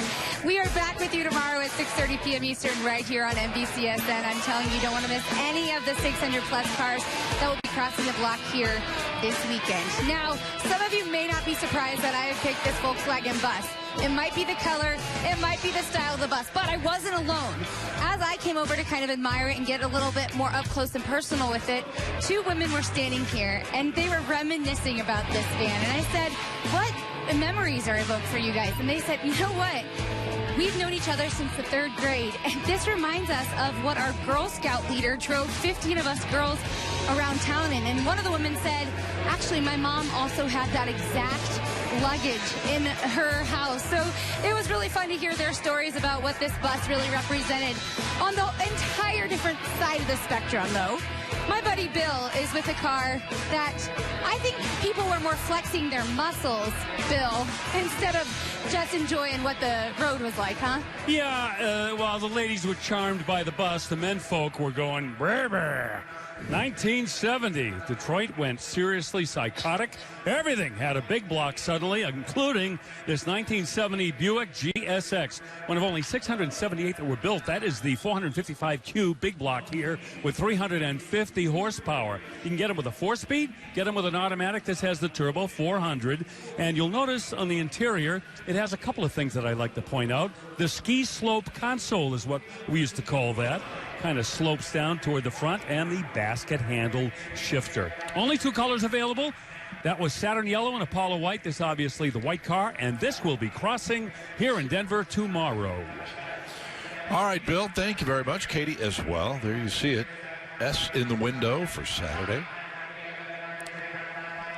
1973 Riviera GS now on the block. Very radical styling in 1973 with that boat tail rear end. Physically, it is a big, imposing car. 455 cubic inches, turbo 400 automatic. Beautiful wraparound dashboard inside the cockpit. Kind of a beige yellow color, but it definitely works on this car because this was a very popular color scheme back during this time period. So this car looks period correct. You like that boat tail design too, don't you? I'm wild about it. I've liked these since the first time I saw one in the early 70s, and my enthusiasm for that car right there has not eased up over the years. You're probably going to take over $10,000 to take that one home. Well, yeah, $8,500 the bid goes on. And so that would not be surprising at all. 1970 Oldsmobile Cutlass. They have added 442 badging to this Cutlass. Yeah, and you got to give a nod to the consignor for making it crystal clear that it is a Cutlass with a 350 that is badged as the 442. In 1970, you couldn't get a 350 and a 442. They were all 455s. You had two choices, the base or the W30. But that's a mildly modified 350 with a turbo 350 automatic. Definitely mimics the look of a 442 externally. Badging, hood, overall vibe. I never ever speak for the Clone Ranger, but I think that I haven't seen him so far. Hopefully he'll be here at some point in time, but he'll raise a little bit of a fit of the fact that the engine had not been upgraded to 442 specs. So I'm not even going to make an attempt to wrangle him, Bill. You think that's a good idea? I don't think you can get the line for the autographs right now is out the door. Oh, okay. Oh, really? Oh, that's why. Yeah, Well, you won't be able to get over Well, I was just thinking about him a little while ago. Truly was, and how much I missed him so far this weekend. But the Cutlass ends up going to $20,000 for the top bid here on the block in Denver. And let's go over to Stephen Cox. Take a look at one of the other cars here in this building. Stephen? How about an Edsel? I don't think we've seen one of these all day so far. This is fantastic. It's an Edsel Ranger from 1958. Obviously an aftermarket paint job and some styling cues on it that go back to the day and a few modern ones. But I want you to take a look at several pretty special things. First of all, I have to introduce you to Nick. Say hi to Nick, everybody. Nick's our driver. And take a look at the steering wheel in this Edsel. Remember 1958? They had the push-button transmission located in the center cap of the steering wheel. Now, let's come back to the back of the car, and I want to show you something amazing they've done with this. It kind of has a thrush sound to it. Hey, Nick, can you fire it up for me? Here's what an Edsel sounds like with a great exhaust. Now, that is a sweet sound. 1958 Edsel Ranger coming your way in just a couple of minutes. Now, just behind the Ranger is a truck.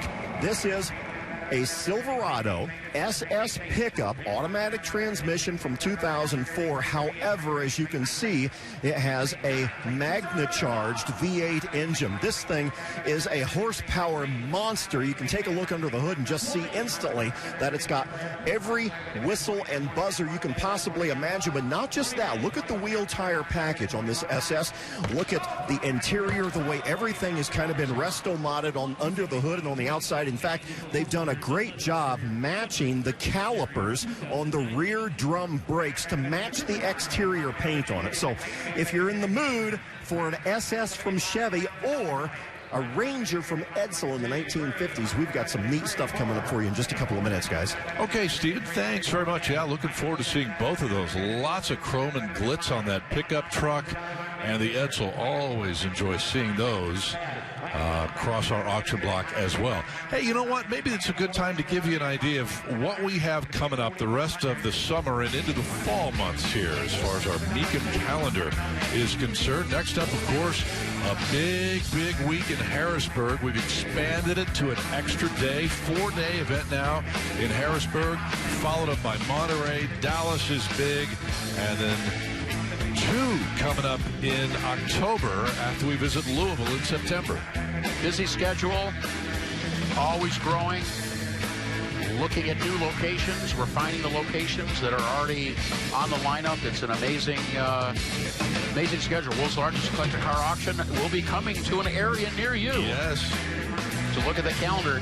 That's true. Yep, indeed. So hopefully you can make some plans to get to a Mecum event in person. There is nothing like it whatsoever. A little Mini Cooper from 2009. They're just finishing things up on it at $5,000. That's that little station wagon. Extended Mini Cooper. And the reserve is off at $5,000. Very much inspired by the new Beetle, the retro-style new Beetle we first started seeing back in the late 1990s. Retro was in for a long time, and I'm not sure it's gone away yet completely. Right. They're still popular. This one, $5,000, and has found a new home. Now to a 75 C10 Cheyenne pickup, just what the doctor ordered here in Denver. Well, Bill Stevens approved power under the hood, 454 cubic inches of Chevrolet power. Presumably as factory installed, they were available. It's got air conditioning. It is also an automatic. It is a repaint, but it was done quite a while ago, still holding up very well. This was 2 decades before the SS 454 pickup truck. So. Yeah. Appetizer, I guess. Nothing wrong with that. Two-wheel drive truck.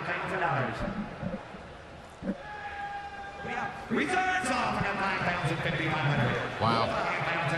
That is a lot of nice big block Cheyenne, Bill, for $5,000. You know, you could have the Mini Cooper and this truck for $10,000. Yeah.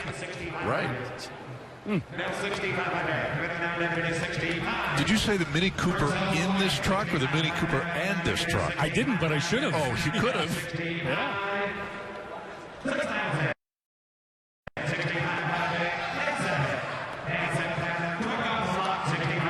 6,500 bucks. Hey, 67 and a half. You run a good race. 67 and a half. 67.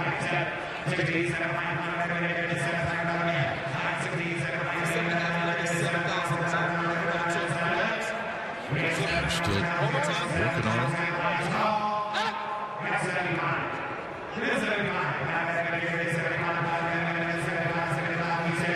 They might be out. Yeah.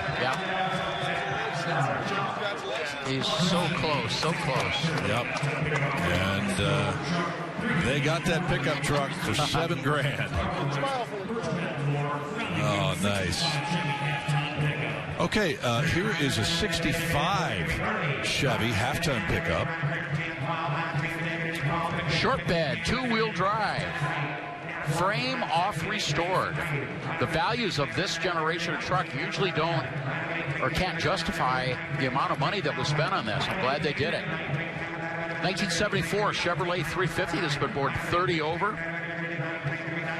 Plenty of internal and external aftermarket goodies from Comp Cams and Edelbrock. 3-speed manual transmission with a floor shifter, 373 gears.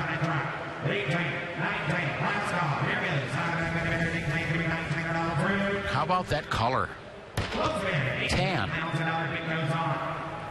Custom orange trim. And then a little light brown. Kind of a subtle two-tone. Little mocha on the bottom. Yes. And high bid here of $18,000. We have more lined up for you. We'll get to some more muscle and collector cars when we return to Denver. In any case, and we get to see now a no reserve 1940 Buick Special. This is a neat car, and again, it's a special entry-level Buick, and it's a four-door, which is the entry-level body style. So this is going to be a very modest price. Pretty sophisticated engine for the time period. That overhead valve inline 8-cylinder engine had a bit of a reputation of being a performer. 3-speed manual transmission and a sub $10,000 price at hammered for $8,000. And I would love to see this in a Del Grey wrap. Somehow I knew that was that would just be the best. All right, $8,000. That buys that Buick. Another Mercedes-Benz. This an SL 500 from 2004. Another low 90s original window sticker price car. We're going to see probably $70,000 or so less than that bid on this car. workhorse of an engine. Their 5-liter 302 horsepower engine this time period is sort of like the 350 Chevy. Oh, and almost every class. Right. M-class, SLs, CLKs. Steven, did you see the engine cladding on there? I did. I saw the smoke coming out of your ears. Yeah. I know you're not into I that. still, I see why. I get it. I would still rather see a carburetor underneath, which we haven't had for an eternity. Yeah. But to me, there is a mechanical beauty to a raw engine on display under the hood of a car. Sure. And when you cover that up, you lose something. Maybe this will make you feel better. Probably in another 10 or 15 years, if you buy an SL and you lift the hood, there'll be a battery in there. Or a plug-in. Yeah. So enjoy what you're getting while now. you can. Okay. Well, the high bid on that Benz at $10,500. I mentioned this a little while ago that Denver leads the way so far this year in terms of some fantastic reactions, and that means that people are buying cars here and dreams are coming true. And of course, our friends at State Farm want to be right there with you to celebrate your reaction when you buy the car, and a little bit further down the line, if you will. And a little while ago, here in Denver, we had this 1934 Chevy Street Rod come across, 350 power under the hood, 4 9-inch rear end, a Corvette digital dashboard from 1985. That gentleman picked it up for $30,000. And let's find out a little bit more about their story now from Katie over at the State Farm Garage. From the Denver area, we have Ron and we have his grandson Max, and you can definitely share the love. You feel that love of sharing the car world between the two of you. Ron is going home with a custom Chevy, and it's pretty intricate. What was so special about that one out of the 600 cars crossing the block? Well, it was a hot rod car, and that's about what I've been wanting to collect. So as simple as that. The Chevrolet. Got to stay true to that. And Max, for you, which car do you have your eye on around here? The 69 Camaro. Gotta say something. I think you guys are a Chevy family through and through. Enjoy the custom. All right, thank you. Gentlemen? Katie, thanks. And of course, State Farm here to help life go right. You can find out more about protecting your collector car. Just get with your agent right away. Land Rover from 2006 reserve is off at $14,000. Well, Mecum bidders need pretty cool daily drivers, too. And you're looking at one right here, 4.4-liter V8 power, 6-speed automatic, all-wheel drive, and a $14,000 hammer price. All right, so we move from the Land Rover onto a 2003 Jeep Wrangler. I love a Jeep with the top off, especially when we got to enjoying this beautiful weather out here in Colorado this week. It's been on a warm side, but it's been sunny and it's been beautiful. Think about this Jeep. Not a lot of modifications here, John. Oh, it's got some, but it's not overly loaded with them. Yeah. Wheels are different. They may have added the steps, but not radically different. 91 degrees in Denver yesterday. And sometimes we become so enamored with the Rocky Mountains that we forget that the vast majority of Colorado is dead flat desert as far as the eye can see. And this is maybe the perfect vehicle because it will do all the above. Yeah. Still powered by its original 4-liter inline 6. Movable hardtop comes along with it. Very affordable, Scott. $8,000. Yeah. Man, that's a good buy right there.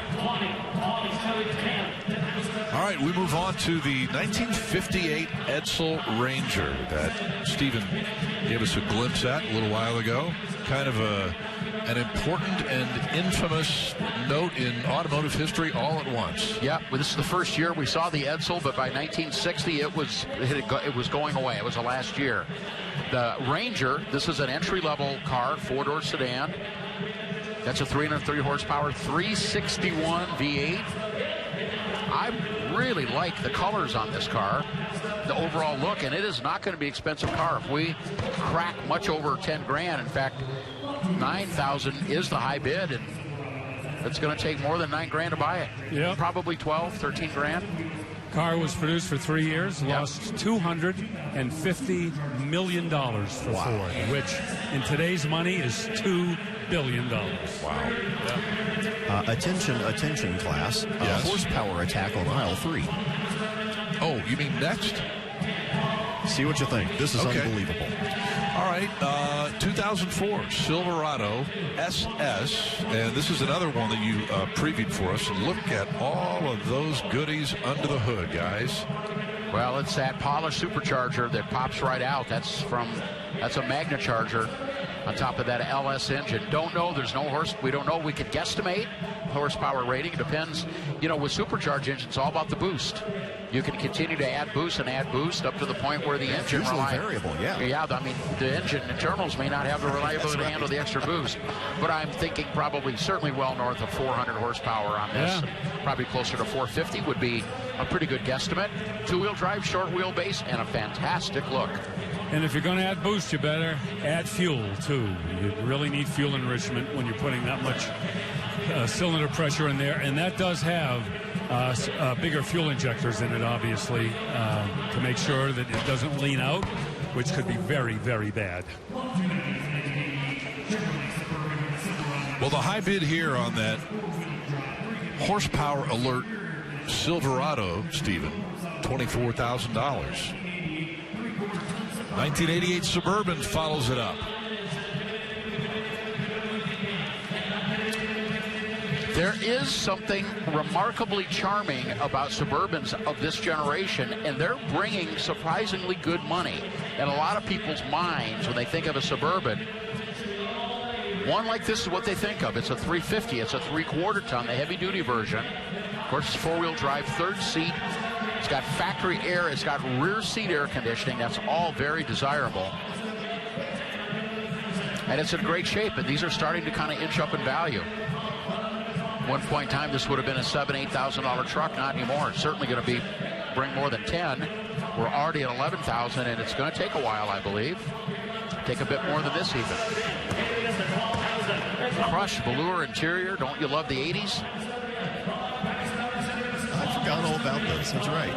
That's great. Yeah. I got to see this. Kind of in that grayish blue color again. That color not available today. No, but if you can find an old leisure suit, yeah, with cranberry crushed velvet, that was styling. Oh yeah, back then. Yeah, I think this one seats 8, if memory serves. 1988 Suburban, 11 grand, high bid. Corvette time once again here at Mecum Denver, a 1991 Vet convertible. He's here. This might get some attention by virtue of the transmission. It's a 6-speed manual. Most of these we see are automatics. And this was the final year for the tune-port fuel-injected engine before they went to the LT1. And the next year, 245 horse on this one. You get a 92 at the LT1, you go to 300 horsepower. Convertible, top down, great color, wonderful condition.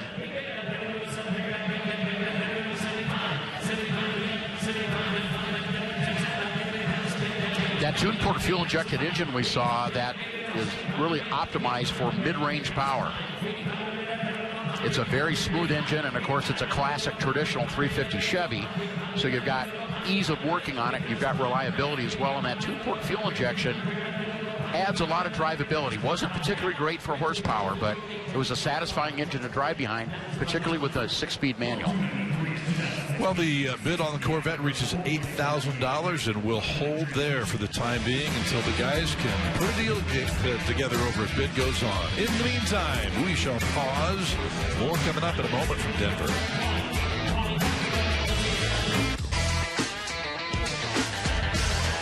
Welcome back to Denver. And John, we talk often about how Corvette commemorates notable anniversaries, and here's a case in point where a big one, the 50th anniversary of the Corvette came along in 2003, and we have a 50th anniversary edition here.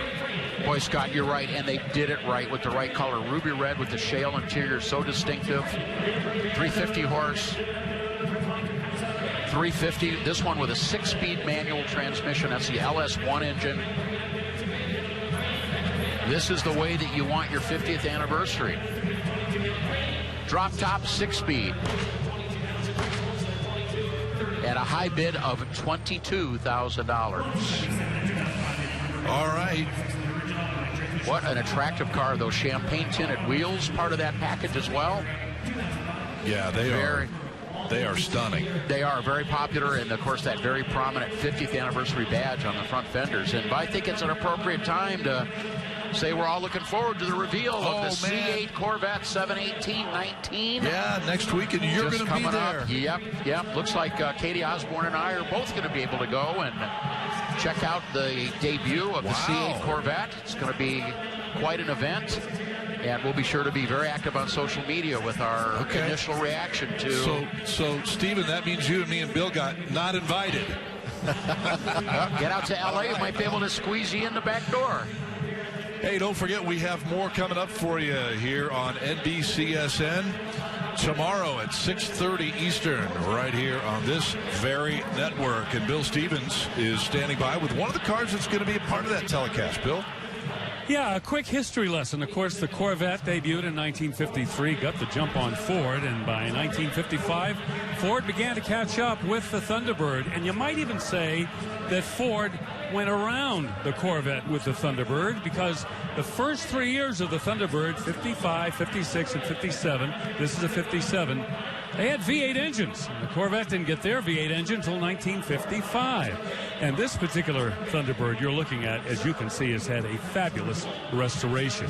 That is a 312 cubic inch V8 right there, 245 horsepower with an automatic transmission. The paint, yeah, we'll all recognize this. Coral sand, one of the faves of a lot of people that are into these baby birds, with a contrasting white interior. This also has the town and country radio.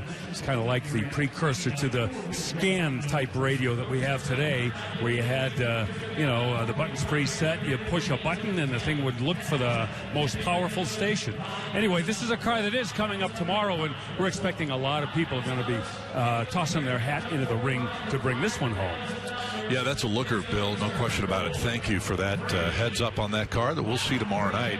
And as we get set to move now to a 1989 GMC 1500, bring you up to date on that anniversary Corvette. Left us at 22, just sold for $27,000. So a $5,000 bump in just a couple of minutes. So they got the deal worked out. Good deal. Good for them. Okay, now to that 89 GMC pickup truck, $3,000. No surprise, 350 cubic inches of Chevrolet power on this. It's an automatic 4-wheel drive, long 8-foot bed, brand spanking new white paint. Impressive looking wheel and tire combination on it as well.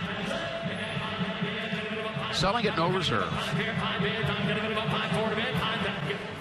Got 45 here in the middle. Tim, you want $5,000. Nick, $5,000 till done. 45 in a bit. Tim, $5,000 here. Another nice looking body style. Another different generation of both the Chevy and the GMC pickup trucks.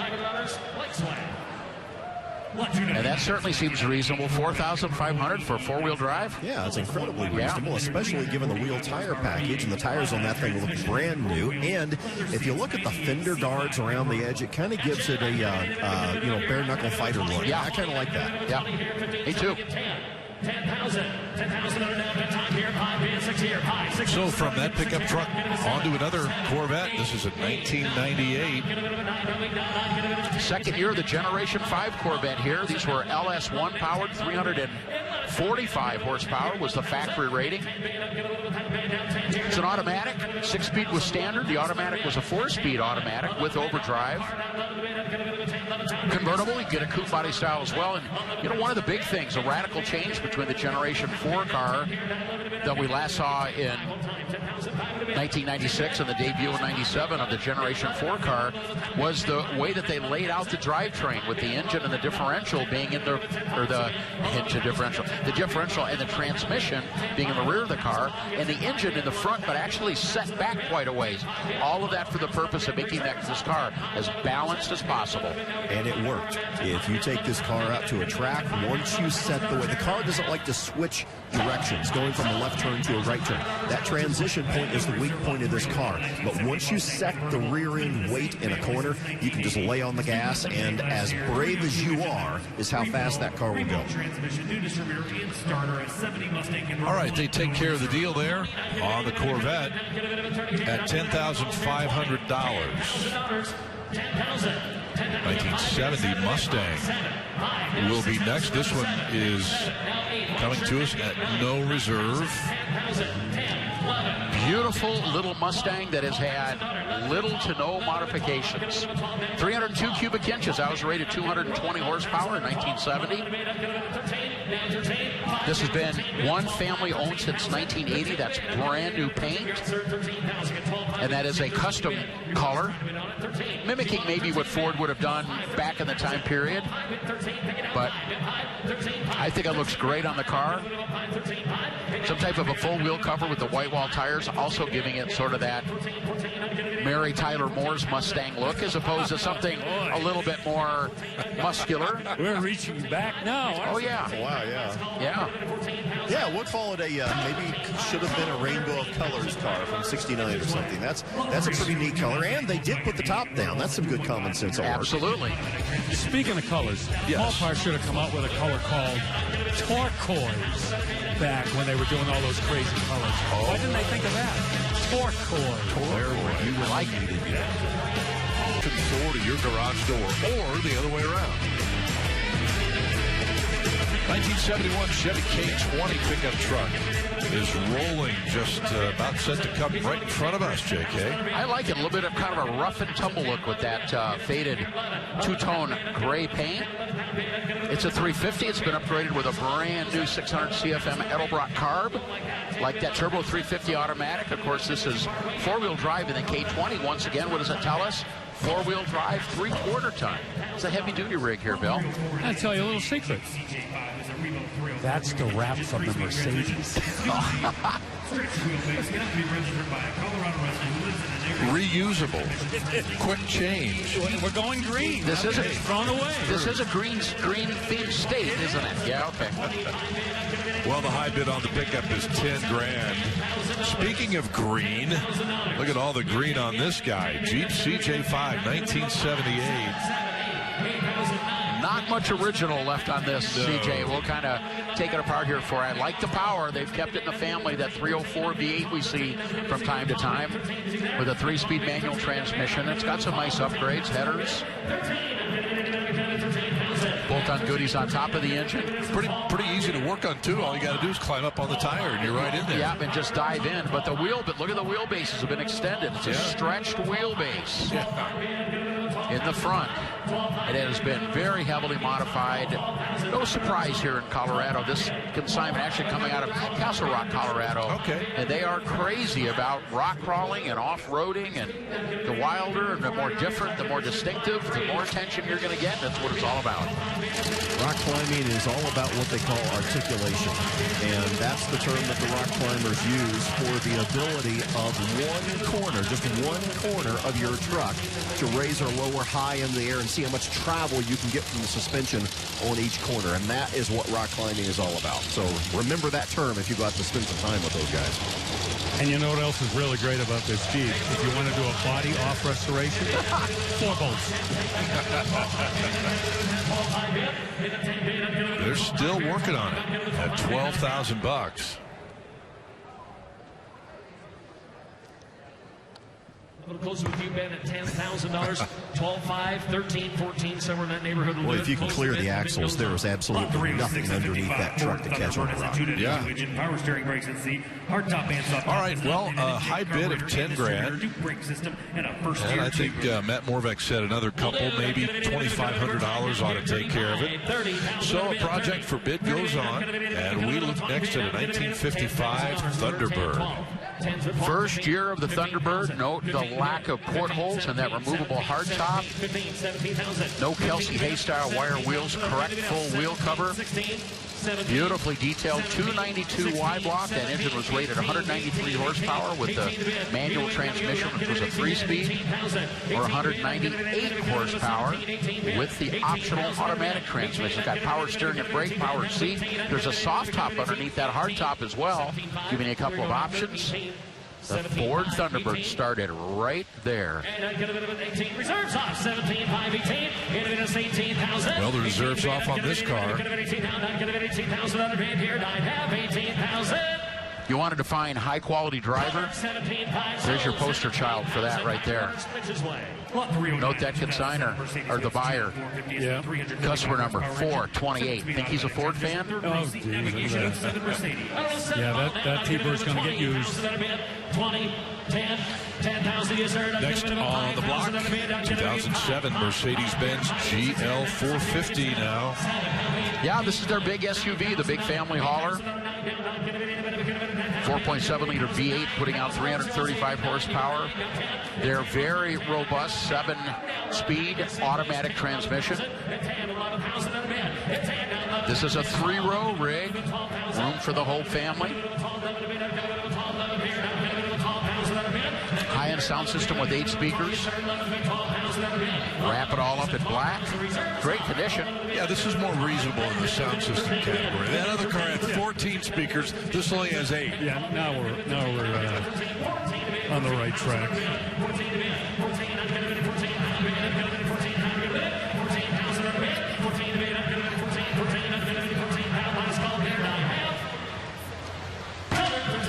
Wow.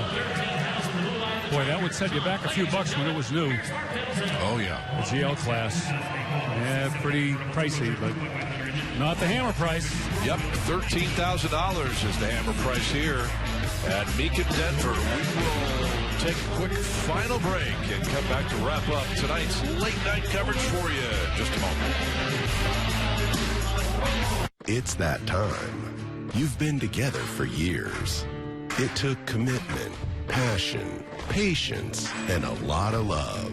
And you know without any doubt that she's the one for you. For a moment like this, it's important that everything is perfect because you want her to look her best when you take her to her first show. Coker Tire, the perfect look for your classic ride. We are back to our final time tonight here from Denver. And we pick up this block of Mecum muscle and collector cars with a 1953 Ford Crestline. This one is selling at no reserve.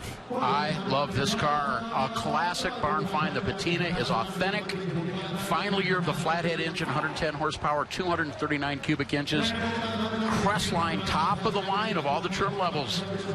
In 1953, this car's been Colorado based its whole life. The patina you see there, this is all original paint. Clear coated, yeah. That's the real deal. It looks like it's been buffed. It does not look like it's been clear coated. Yeah. That is such a cool car. 2-door post sedan. Top of the line trim, you see all the extra chrome and stuff, and the final year of the flathead V8.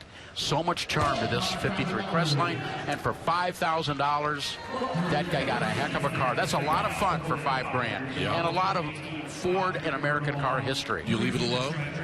You know, it's funny. I like shiny, nice things, but in this particular case, you leave it alone. Absolutely. Yeah. You know, that's interesting because earlier in the weekend we had that Bronco that had similar patina and stuff, and you wanted to repaint it. I know, I don't know. Go figure. It's a case-by-case situation, I guess. It is. It really is. All right, very cool. You set it $5,000 for that Ford. Very nice. 1970 Coronet 500 is next. This is such a rare and unusual and potentially super valuable car. This is a Dodge Coronet 500 with a high-performance 383 cubic inch Mopar V8. Standard engine in a Super B, standard engine, of course, in the Plymouth Roadrunner, the cousins, but this is a Coronet 500. It's a factory 4-speed, it's a convertible. Guess how many built? Convertibles, 4-speed, 383s. How about 18? Oh, man. 18 of these cars built. Pistol grip shifter, the white interior. $60,000 is the bid, and the reserve's not off yet. That is super cool and a killer color combination as well. Yep, and the RT equipment has been added onto it to kind of give it a little bit more of an upscale look. And that's that classic Mopar blue we talk about all the time, that B5 blue. Everybody loves it. Look at the bid, $72,500. And the reserve is off. Yeah, no surprise. Well, good call there, JK. Yeah, recognizing its significance and the rarity and just how cool this car is. That's going to be our top seller of tonight's show for certain. And there it is, $72,500. Double fist bump from those buyers, and I'm with you guys all the way. Well bought. Very, very nice.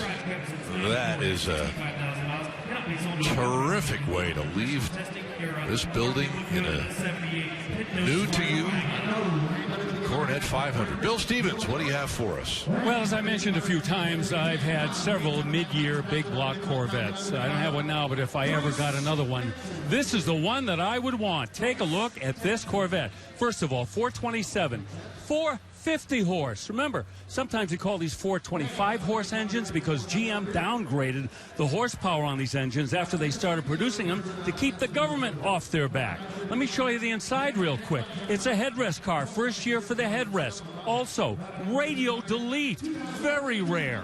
And it's got a telescopic steering wheel. You twist the hub, steering wheel goes up and down. And take a look at the wheels. Those are original Kelsey Hayes knockoff wheels. If you wanted to buy a set today, figure about $20,000. Those are factory-issued knockoff wheels and factory side exhaust. Black outside, red inside. JK, tell me the truth. Is this not a special vet? I'm with you all the way, Bill. I think we're looking at perhaps the ultimate 1966 Corvette right there. Yep, I would agree with both of you guys on that one. Stopped and looked at that yesterday, that 450 horse 427 early production in 1966. Those are super desirable, and with all the other stuff that Bill described for us, man, that's going to be a big dog here this weekend in Denver. Had a lot of budget buys here this weekend, but that is not going to be one of them, I'm afraid. You have been warned. Yeah, exactly.